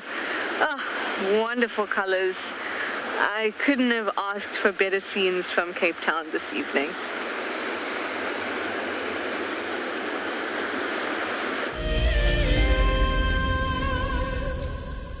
The Masai Mara in Kenya is an iconic wilderness filled with life. Its inspirational beauty has captivated our hearts on WildEarth for many years. While this season of the world's greatest migration has been missed, WildEarth is preparing a spectacular comeback in 2022. For the first time ever, WildEarth will be running expeditions to Kenya's Masai Mara throughout the 2022 migration season. Hosted by David Githu and Isaac Rotich, you could be a part of the team that shares the wildebeest migration with the world, live on WildEarth's daily safaris.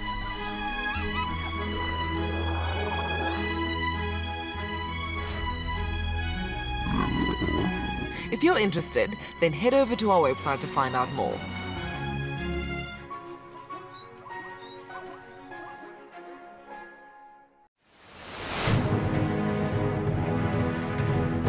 For me, the best part about being a guide is being able to live out in Africa's wild places and being able to share that with people. Of all the challenges, for me, the one that I'm probably the most comfortable with is the game drive. I think that's what I do most days, so that would probably be what I feel like I'd do the best at. It's like someone's put little Lego blocks up there and made this perfect little sort of statue, and there's another one further along as we drive. One of the challenges I'm the most nervous about would probably be shooting. I think on the day there's always quite a bit of pressure and intimidation, always associated with it, but I guess we'll see how it goes. I hope I'll win this competition, but if I don't, it's still been an experience of a lifetime, and I've learned a lot and met a lot of really, really cool people.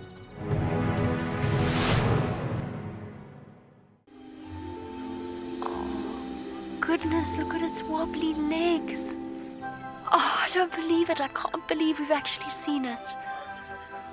Oh my goodness.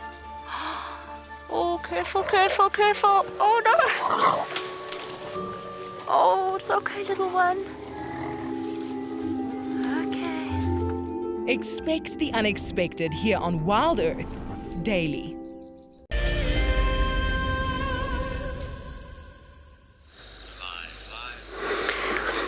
So everybody, we are sitting here at the Gara Dam, and then it's nothing really happening here. We got a beautiful elephants that are actually on just the southern side of a Gara Dam here. It's quite a quarry bushes around, but it's just around that bush.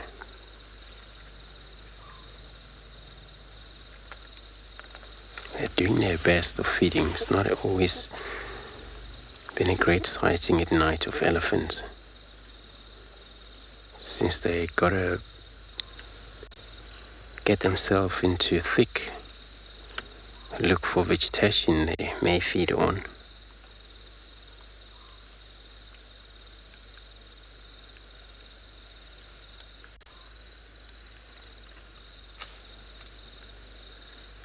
Can only hear them, but they are around.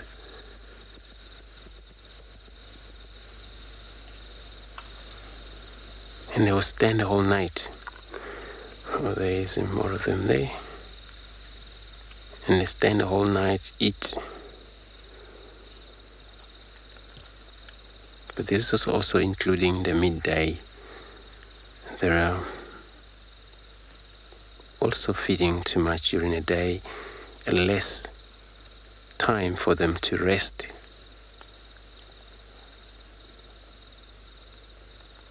But a herd with a young one, they do need to rest. At least half an hour or so, an hour sometimes, especially if it's far too hot. But if these parents, they need to eat, when they got themselves into a drainage line system, and they're going to feed around for many hours, these young ones is only time they may take it easy and rest.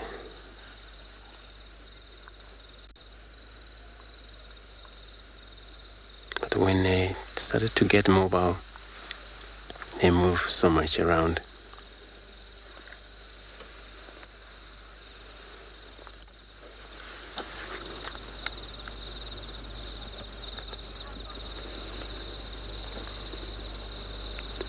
So I'm not sure what happened to Duckman, but he was seen pushed around here by the elephant, since the one tolerate cats, the elephant.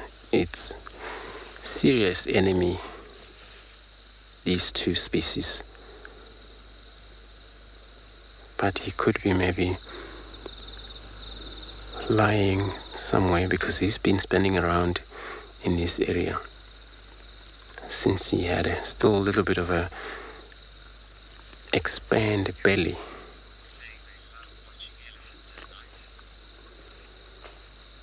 So everybody is saying you love watching elephants at night, and it's so cool. You're able to see how they interact, especially in the dark.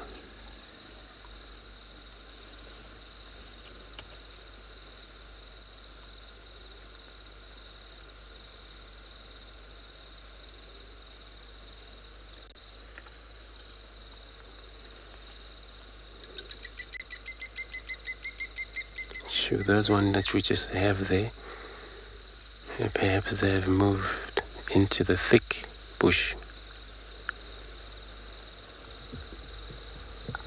So if they decided to take it easy along this drainage line system, then they would have probably going to move maybe slightly south, but maybe along the drainage line system, depending on what they need in a drainage line. If these are reeds that are in a drainage line, or some sort of the plants that they may need.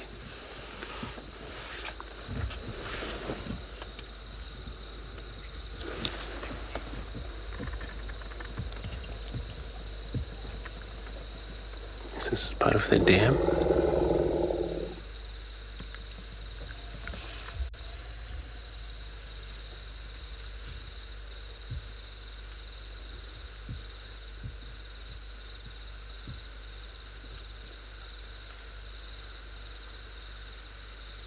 It's a beautiful communication of these elephants there. It's all about getting to know where the other members are. That's why they make such a sound.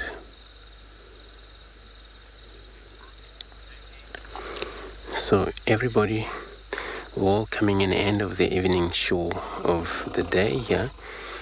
Would be such a beautiful day. All the buffaloes and elephants that we see and dogs. But we're all hoping to see you tomorrow morning. And it was really a privilege to have you all on board. But from us, we're all going to see you tomorrow morning. Goodbye for now.